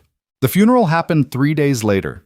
Chen's family had disowned him years ago when he'd chosen Riker's organization over legitimate work. No wife, no children, just a brother in Seattle who wanted nothing to do with the body. So Riker arranged everything. Private ceremony, no press, just the surviving members of Chen's team and the handful of people who understood what he'd sacrificed. They buried him in a cemetery outside Coral Gables, beneath oak trees that filtered sunlight into gold patterns on grass. The casket was simple. Chen would have hated anything elaborate. Simone stood beside Riker while a non-denominational officiant, carefully selected to avoid any specific references, read generic words about service and loyalty and sacrifice. The words felt hollow. Chen deserved better than hollow words. When it was over and the casket was lowered into the ground, Riker stayed behind while everyone else filtered away. Simone waited with him, hand in his, while he stared at the fresh earth. He saved my life 6 times, Riker said finally. Maybe more. I lost count after Atlanta. He loved you, Simone replied. In whatever way men like him are capable of loving. I got him killed. He made a choice. Don't take that away from him by making it about your guilt. Riker's jaw tightened. How are you so calm about this? I'm not calm. I'm numb. There's a difference. He looked at her. You've changed. I had to. Simone squeezed his hand. The girl you married wouldn't have survived the last 2 weeks, so I became someone else. Do you regret it? She thought about that. About the Simone who'd walked down the aisle 3 months ago, scared, angry, trapped. About the Stanford dropout who dreamed of building tech startups instead of surviving gang warfare. No, she said quietly. I don't regret surviving, but I regret what surviving cost. They stood there until shadows grew long across the cemetery, until Simone's feet hurt and exhaustion pulled at her bones. Finally, Riker turned away from the grave. Let's go home, he said, but home didn't feel safe anymore. Home felt like waiting for the next attack, the next betrayal, the next impossible choice that would carve away another piece of who they used to be. Egg. The real war started 2 weeks later. Victor Chin's territory didn't stay empty long. 3 different crime families moved simultaneously to claim it. The Italians from New York, a cartel operation out of Colombia, and a local crew that had been waiting years for this opportunity. Which meant Miami descended into violence that made the last month look like a rehearsal. Drive-by shootings, warehouse bombings, bodies turning up in the bay with execution-style bullet wounds. The FBI investigation intensified. More subpoenas, more surveillance, more pressure designed to force mistakes. And through it all, Simone and Riker held together through sheer stubborn refusal to break. They moved operations, changed security protocols, eliminated anyone whose loyalty seemed questionable, turned the Kang organization into a fortress that trusted no one outside its smallest inner circle. Simone stopped pretending she wasn't part of it. She sat in on strategy meetings, analyzed financial records, identified vulnerabilities in rival operations using the pattern recognition skills that had made her a Silicon Valley prodigy. Where Riker saw violence and territory, Simone saw systems and leverage points. The Italians are overextended, she told him during a meeting with his remaining captains. They're funding operations through loan sharking networks that depend on street-level collection, disrupt the collection infrastructure, and their cash flow collapses. How do we disrupt it? Michael Torres asked. He'd survived the warehouse and emerged more cautious, less certain. We buy the debt, Simone said. Acquire the lending operations through shell companies, then forgive the loans. Torres stared at her. That's psychological warfare, Riker finished, looking at Simone with something between admiration and concern. Their collection enforcers lose credibility, their funding evaporates, their soldiers defect to operations that actually pay. It'll cost us, Torres pointed out. Less than a prolonged territorial war, Simone countered, and it destabilizes them without putting bodies on the ground that the FBI can trace back to us. Silence around the table, then nods. The strategy worked. Within a week, the Italian operations started fracturing. Within 2, they'd withdrawn from Miami entirely, cutting losses rather than bleeding resources. One enemy down. The cartel was harder. They didn't operate on loans and street-level loyalty. They operated on fear and supply chains that ran from Colombia through Mexico into Florida. We can't compete with their distribution network, Torres said during another strategy session. They've got ports, trucks, planes, infrastructure we'd need years to build. So we don't compete, Simone said. We expose them. To who? Everyone? She pulled up files on her laptop. The cartel stays invisible by keeping operations fragmented. Different people handling different pieces, but they're consolidating Miami routes through a central distribution hub. If we can identify that hub and feed information to the DEA anonymously, we turn federal law enforcement into our weapon, Riker said slowly. Exactly. Let the government do the heavy lifting. The cartel gets raided, their Miami operations collapse, and we benefit without direct involvement. Torres looked uncomfortable. That's using federal agencies feels smart, Riker interrupted. It's smart, and it keeps our hands clean for the ongoing FBI investigation. The plan took 3 weeks to execute. Simone tracked financial transactions, shipping manifests, communication patterns, built a complete map of the cartel's Miami infrastructure, then anonymously leaked it to every relevant federal agency. The raids happened simultaneously across 12 locations. The DEA seized over $100 million in product and arrested 47 people. The cartel's Miami presence evaporated overnight. 2 enemies down, which left the local crew. They were different, smaller, more desperate. Led by a man named Eddie Reyes who'd grown up in Liberty City, watching families like the Kangs build empires while he fought for scraps. Eddie didn't want territory or money. He wanted revenge on the system that had excluded him, which made him the most dangerous enemy yet. The attack came without warning on a Tuesday afternoon. Simone was at a coffee shop in Coconut Grove, public location, heavy security, theoretically safe. She'd been meeting with Ivy, trying to maintain some connection to normal life while everything else burned. Her sister had been talking about college acceptances, oblivious to the violence reshaping Miami's underworld. Then the windows exploded. Not gunfire. An actual explosion. The coffee shop's front wall disintegrating in a blast of fire and shrapnel that threw Simone backward into tables and chairs. Her ears rang, vision blurred, tasted blood. Somewhere, Ivy was screaming. Simone forced herself upright. The security team was already moving. 2 were down, the rest forming defensive positions around her and Ivy. Through the smoke and chaos, men poured into the coffee shop. Not professionals, street soldiers, armed with pistols and rage. Eddie Reyes walked in behind them, 30 years old, lean and hard, scar running down the left side of his face, eyes that had seen too much poverty, too much injustice, too much exclusion to care about consequences anymore. Simone Kang, he said, voice surprisingly calm given the carnage around them. The tech genius turned mob wife. You know what you represent? Simone shielded Ivy behind her. I represent someone who's about to watch you die if you don't walk away right now. Eddie laughed. Your security's outnumbered, your husband's across town, and I've got enough firepower to turn this place into a crematorium, so maybe lose the attitude. One of Simone's guards raised his weapon. Eddie's crew opened fire. The guard dropped.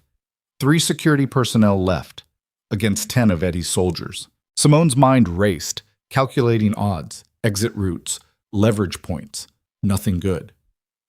What do you want? She asked. Justice, Eddie said simply. For every kid who grew up watching families like yours control everything while we starved. For every opportunity you took because you were born into the right bloodline. I didn't choose this life. But you're living it now. Eddie moved closer.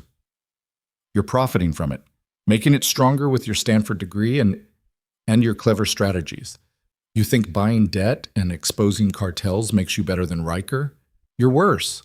You're smart enough to know better and doing it anyway. The words hit harder than they should, because he wasn't entirely wrong. So what's the end game here? Simone asked. Kill me? Start a war with the Kangs that ends with you dead in a week? Maybe, Eddie agreed. But I'll die knowing I hurt the people who deserve hurting. His finger tightened on the trigger. Simone closed her eyes, heard the gunshot, waited for the pain. It didn't come. She opened her eyes. Eddie was stumbling backward, blood blooming across his chest. Behind him, one of Simone's guards, the youngest one, barely 22, was lowering his weapon with shaking hands. Eddie's crew opened fire. The young guard dropped instantly. Then chaos erupted. Simone grabbed Ivy and dove behind the counter as bullets chewed through the coffee shop. Her remaining security returned fire. Bodies fell. The ringing in Simone's ears intensified. Ivy was sobbing, clinging to her, blood everywhere. The smell of gunpowder and espresso mixing into something nightmarish. Then Riker's voice cut through her earpiece. Hold on. I'm 2 minutes out.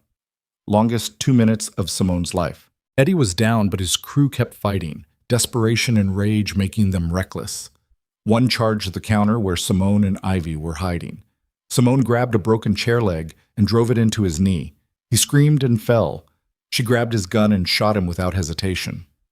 Ivy stared at her in horror. No time to process that. More attackers. Her last remaining guard went down protecting them. Simone was alone with the stolen gun and her terrified sister in 10 seconds before Eddie's crew finished reloading.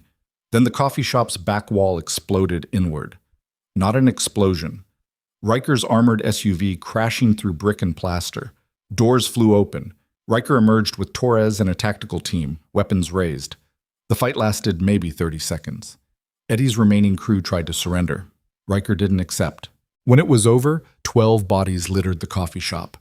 Eddie Reyes was still alive, barely, bleeding out near the counter. Riker crossed to Simone, hands on her face, searching for injuries. You're okay, he said. Not a question, a command. You're okay. Simone nodded. Couldn't speak, shock setting in. Ivy was still crying, covered in blood that wasn't hers. Torres was already on the phone. Cleanup crew, now, before police response. Eddie coughed, blood on his lips. You didn't win anything, Riker turned to him. I won her. That's everything. He raised his gun. Don't, Simone said quietly. Riker looked at her. Not in front of Ivy, Simone added. Please. Something softened in Riker's expression. He nodded to Torres, who moved Ivy outside quickly. Then Riker turned back to Eddie. This is mercy, he said. Remember that. One shot. Eddie Reyes stopped breathing. Simone stared at the body. Felt nothing. Just empty mechanical calculation. 3 enemies eliminated. Miami stabilized. Federal investigation ongoing, but manageable. They'd won. So why did it feel like losing?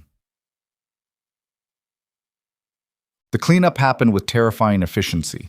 Bodies removed, evidence sanitized, witnesses paid off or intimidated.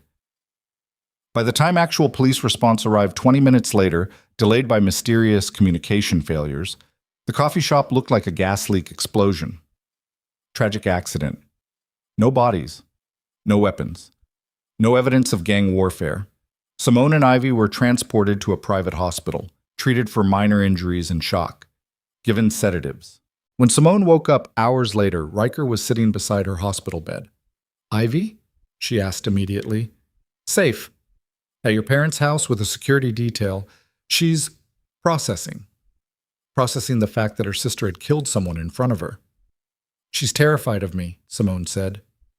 She's terrified for you, Riker corrected. There's a difference. Simone sat up slowly. Everything hurt. How bad is the FBI situation? Bad. Webb knows this coffee shop wasn't a gas leak, but he can't prove it. We've got witnesses placing you there as a civilian victim. Eddie's crew has no connection to us that's traceable. How long before he finds something? Maybe never. Maybe tomorrow. We're walking a tightrope. Simone leaned back against the pillow, stared at the ceiling. I killed someone today. You defended yourself. I didn't feel anything. That's what scares me. I shot him and felt nothing. Riker took her hand. That's shock. It'll hit later. What if it doesn't? What if I've become the kind of person who can kill and feel nothing? Then you've become the kind of person who survives in this world. He squeezed her hand. I'm sorry. I never wanted this for you. Neither did I. Simone looked at him. But here we are. They sat in silence for a long time. Finally, Riker spoke.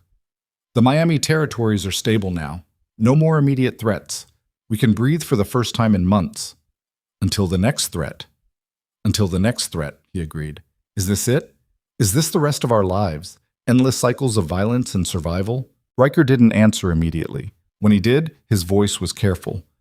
I can't promise you peace. This world doesn't allow it. But I can promise you that I'll spend every day trying to build something better. Something beyond just survival. What does that look like? I don't know yet. He touched her face. But I know it starts with you, with us, with refusing to let this life turn us into monsters. I think I'm already a monster, Simone whispered. Then we'll be monsters together.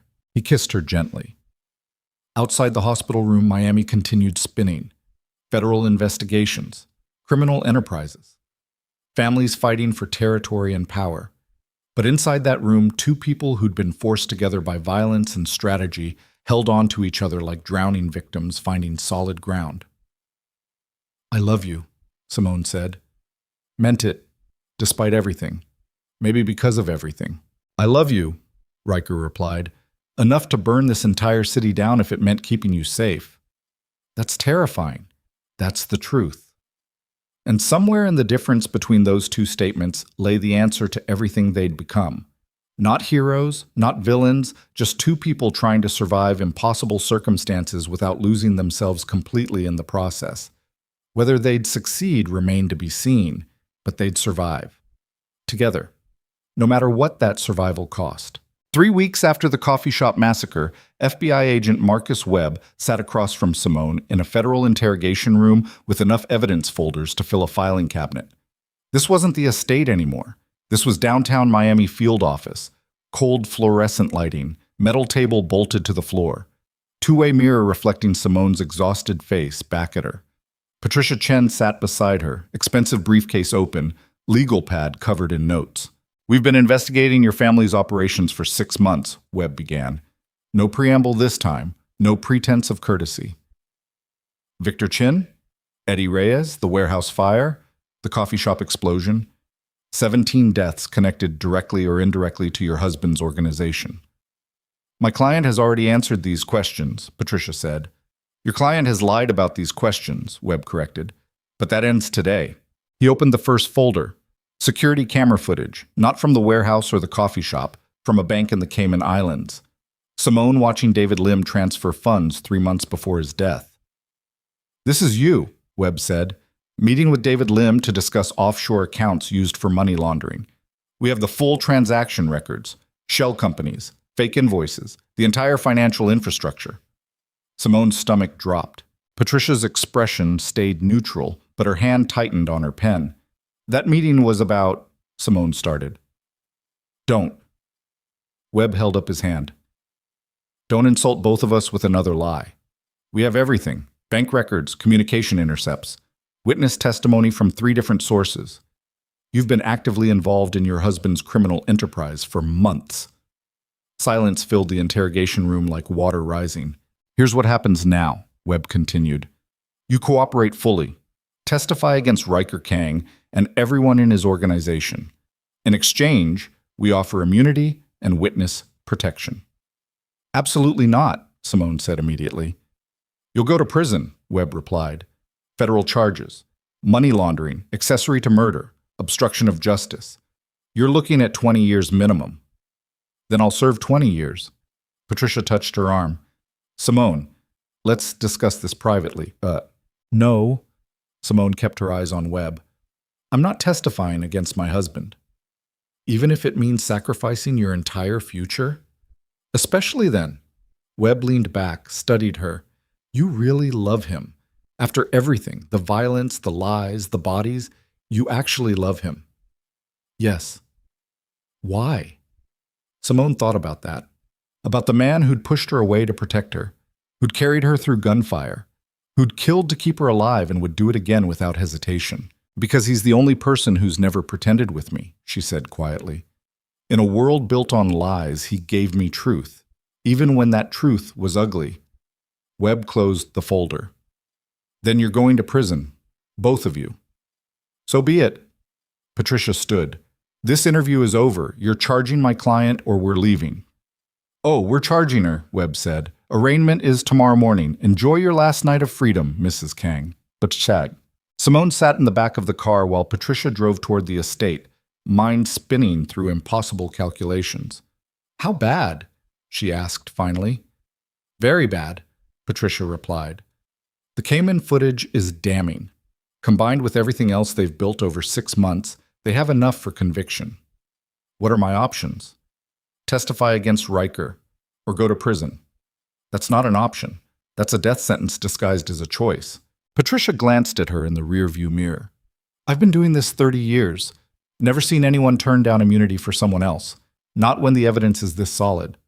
Then you've never represented anyone actually in love. Love doesn't keep you out of prison.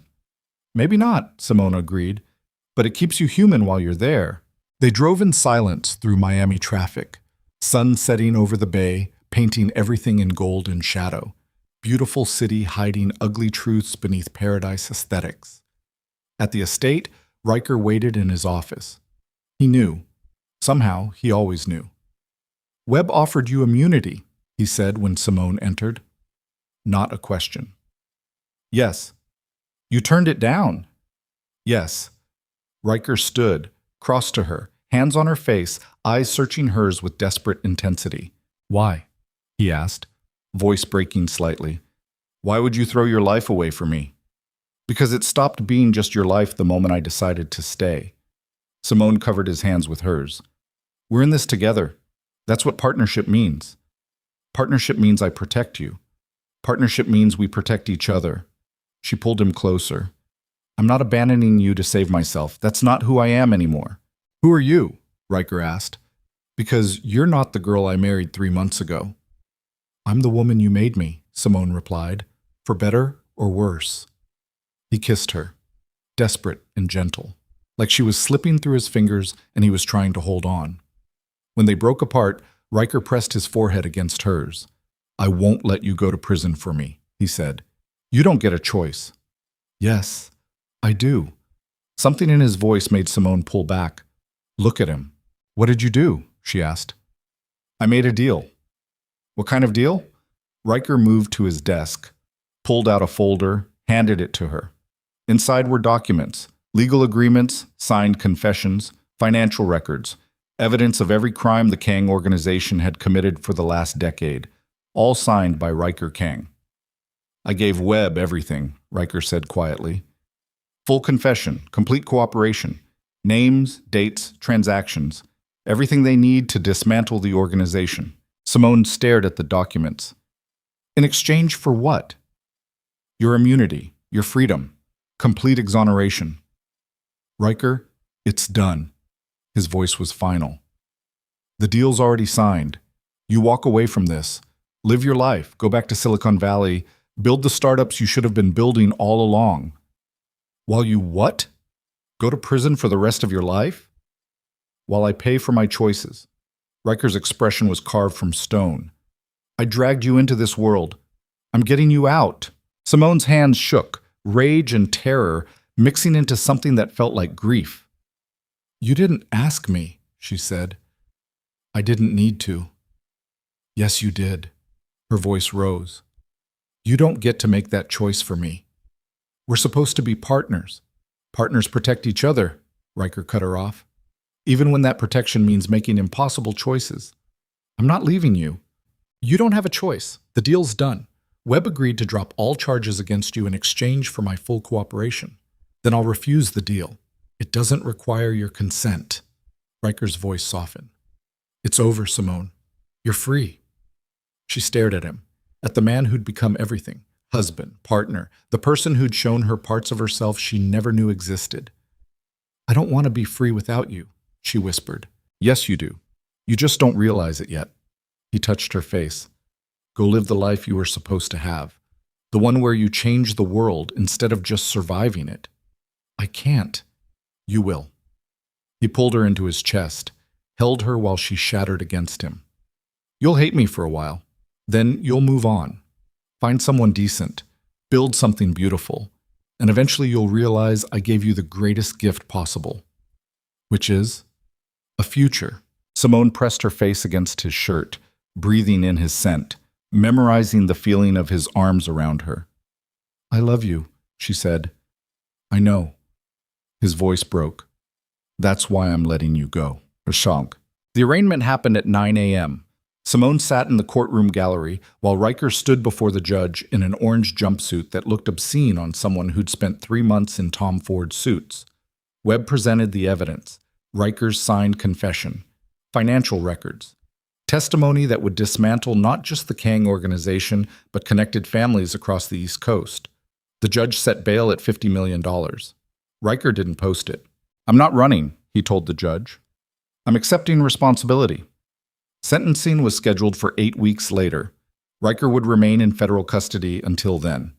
The gavel fell. Guards led him away. He looked back once, found Simone in the gallery, mouthed, "I love you," then disappeared through the side door. Simone sat frozen while the courtroom emptied. Patricia touched her shoulder. "The immunity paperwork is ready," she said gently. "You just need to sign." "I can't." "Simone, I need time." "There is no time. Webb wants this closed by end of week." Simone stood, left the courthouse without signing anything. Outside, Miami heat hit like walking into a furnace. Tourists walked past, oblivious, life continuing like the world hadn't just ended. Her phone buzzed. Text from Ivy. "I'm sorry." Then another from her mother. "We need to talk." Another from Torres. "Some of us are still loyal, if you need anything." Simone ignored them all, drove to the estate alone, walked through rooms that still smelled like Riker's cologne, sat in his office surrounded by evidence of a life built on violence and strategy and the desperate attempt to protect what mattered. Found a letter on his desk, her name written in his handwriting. She opened it with shaking hands. "Simone, by the time you read this, I'll be in federal custody. You'll be angry. You should be. I made a choice that affects both of us without consulting you, but I need you to understand why. 3 months ago, I married a stranger because consolidating territory mattered more than my personal happiness. I told myself it was business, strategy, nothing more. I was lying. The moment I saw you, something inside me recognized something inside you. 2 people who didn't fit in the worlds we'd been born into. 2 people capable of being more than what circumstances demanded. You terrified me, still terrify me. Because you made me want things I'd spent 15 years convincing myself were impossible. Safety, partnership, love that didn't come with strings attached.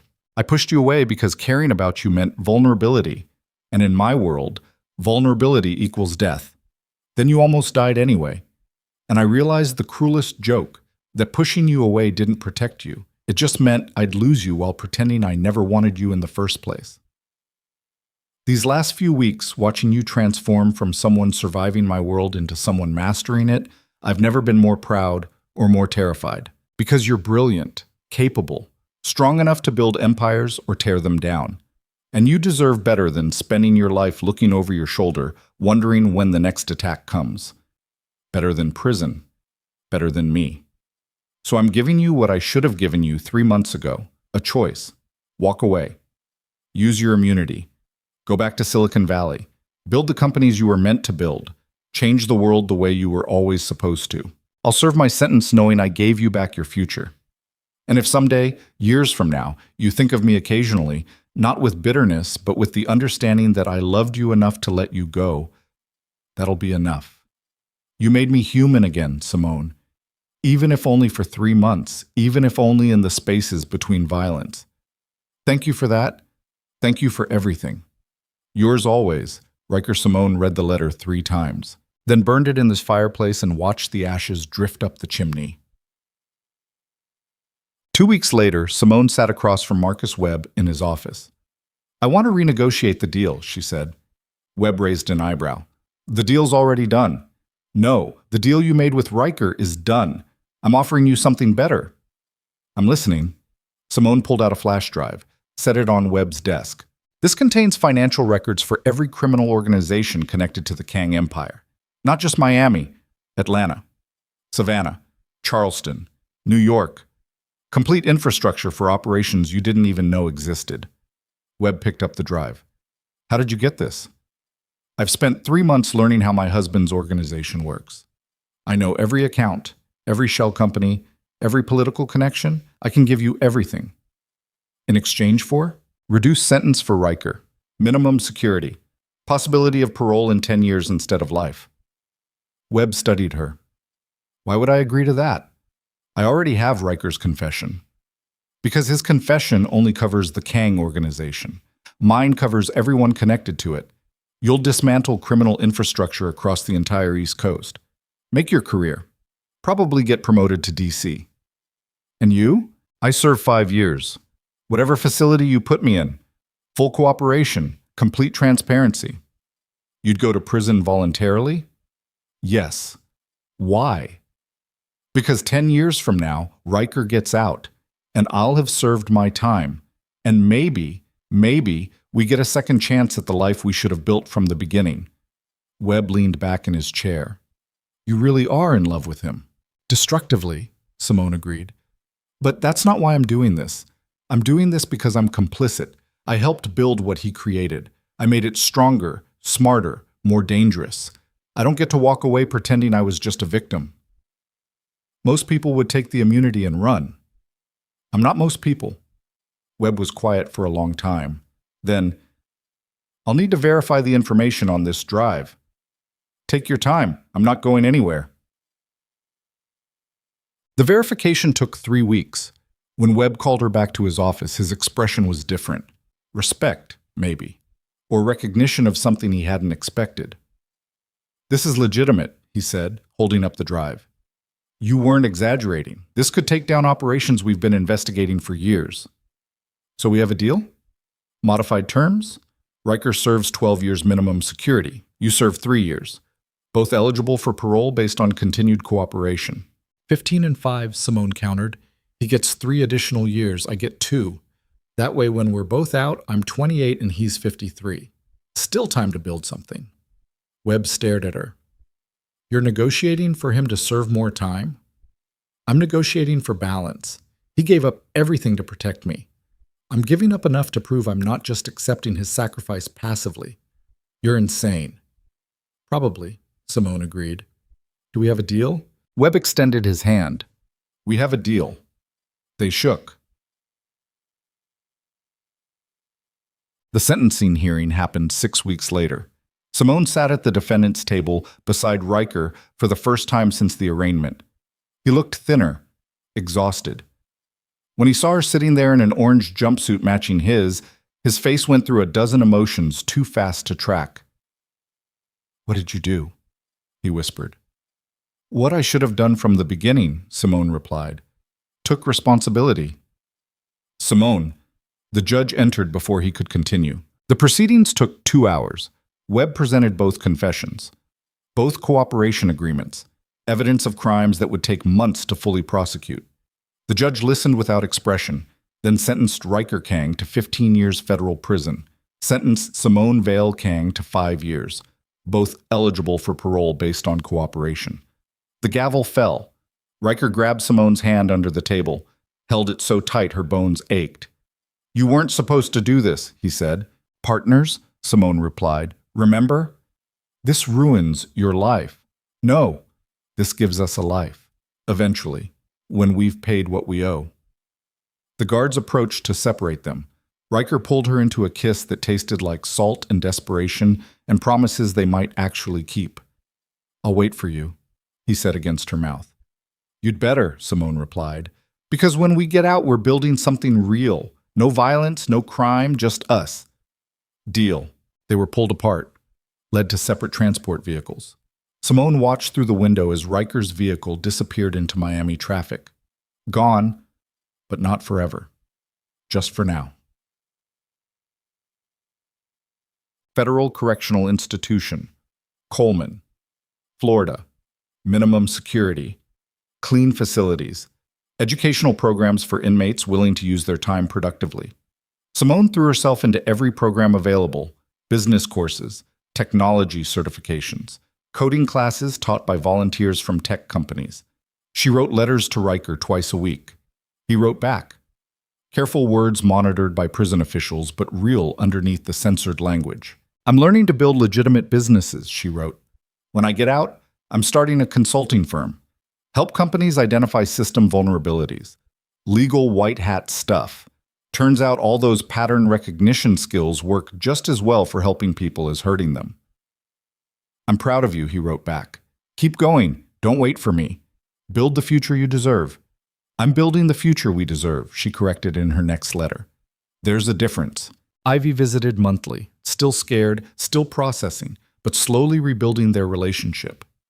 "You saved my life," Ivy said during one visit. "In that coffee shop. You could have run and you didn't." "You're my sister," Simone replied. "Running was never an option." "Mom and Dad are ashamed." "Good. They should be. They sold me into this life. At least I chose how to survive it." Ivy smiled slightly. "You're different now. I'm who I was always supposed to be. Just took some hell to figure that out." Torres visited once. Told her the Kang organization had dissolved completely. Federal prosecution had torn it apart. Most of the territory was consolidated under legitimate businesses now.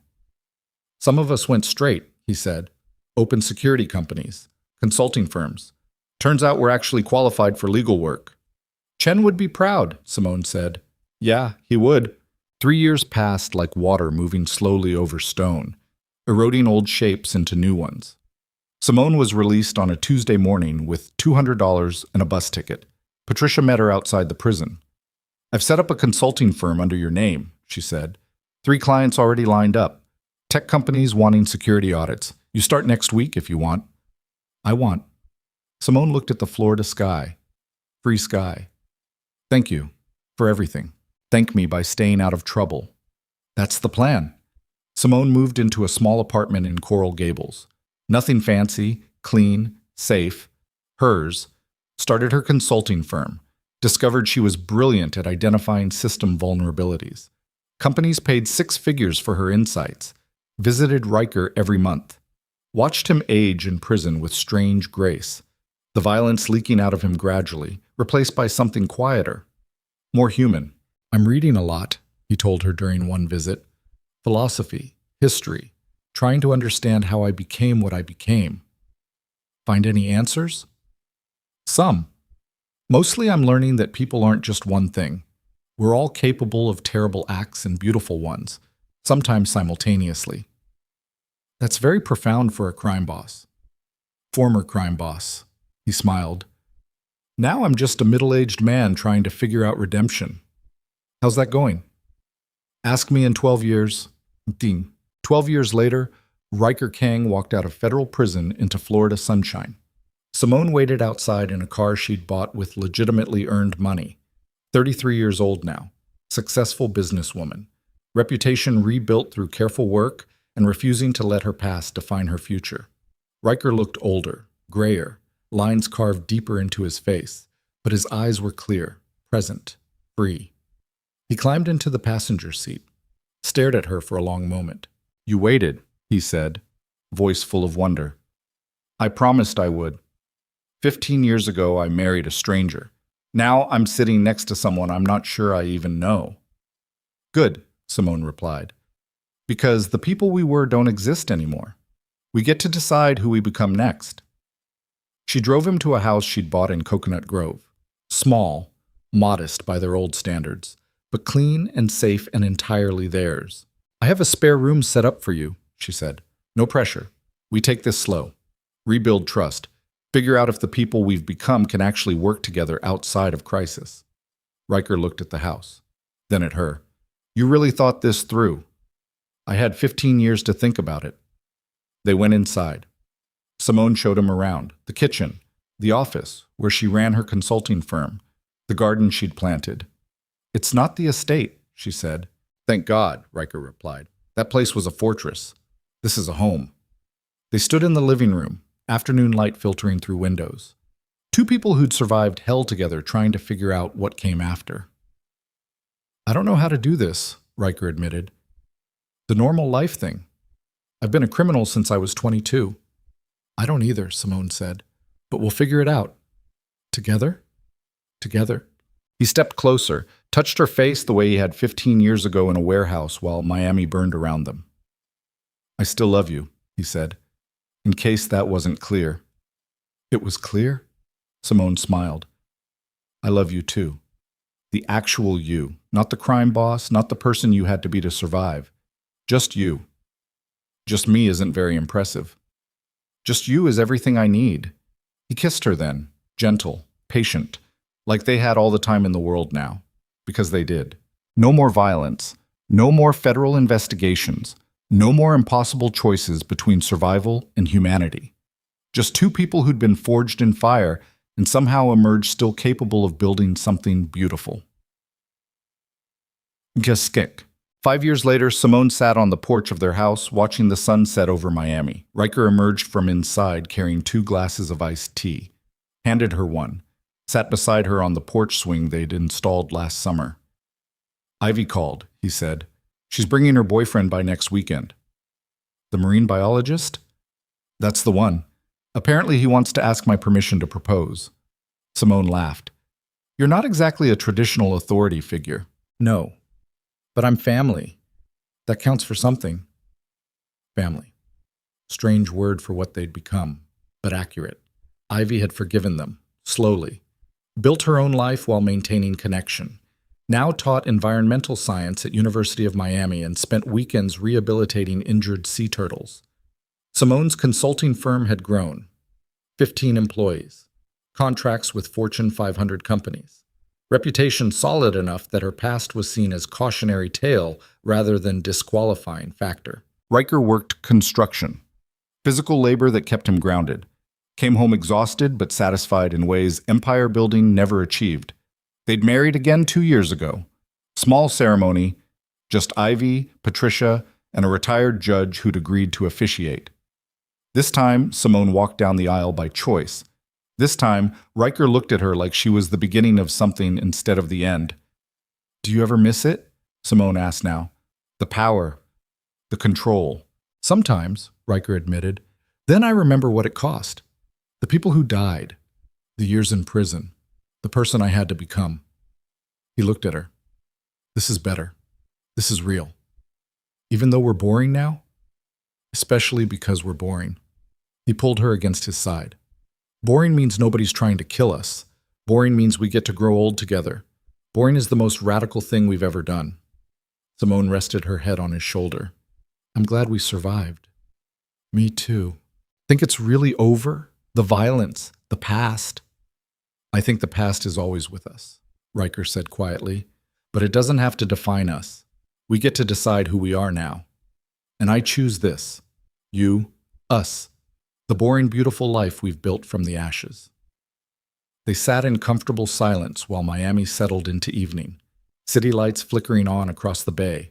World continuing its endless spin. Somewhere in that city were people making the same choices they'd made. Building empires on violence, destroying lives for power, caught in cycles that felt impossible to escape. Simone thought about the girl she'd been at 23. Scared. Trapped. Angry at circumstances beyond her control. Thought about the woman she'd become. Scarred but whole. Complicit but conscious. Strong enough to choose redemption over revenge. "You know what I learned?" she said. "What?" "That love isn't about finding someone perfect. It's about finding someone willing to become better because of you. And being willing to become better because of them." Riker kissed the top of her head. "That's very wise for a former criminal. I read a lot in prison. It shows." They laughed. Small moment of joy in a life built on accumulated small moments. Because that's what healing looked like. Not dramatic transformation, not sudden enlightenment. Just two people choosing each other every day despite knowing exactly what that choice cost. The sun finished setting. Stars appeared. Somewhere in the distance, sirens wailed. Emergency, crisis, the endless drama of human suffering. But on this porch, in this house, with this person, Simone felt something she'd thought impossible 15 years ago. Peace. Hard-won and fragile and real. "I love you," she said. "I love you," Riker replied. "Think we'll be okay?" "I think we already are." And somehow, against every odd, despite every mistake, in defiance of every circumstance that should have destroyed them, they were. Not perfect, not innocent, but alive, together, free. And that was enough. More than enough. Everything. The city continued spinning. Empires rose and fell. People made choices that would haunt them or save them or do both simultaneously. But in a small house in Coconut Grove, two people who'd survived hell sat together in the darkness and decided that maybe redemption wasn't about erasing the past. Maybe it was about accepting what you'd been while building what you could become. Maybe it was about choosing love even when love demanded sacrifice. Maybe it was about finding someone willing to walk through fire with you and still choose to build something beautiful from the ashes. Or maybe it was simpler than that. Maybe it was just about surviving, together, one day at a time, until surviving became living, and living became everything they'd never dared to hope for.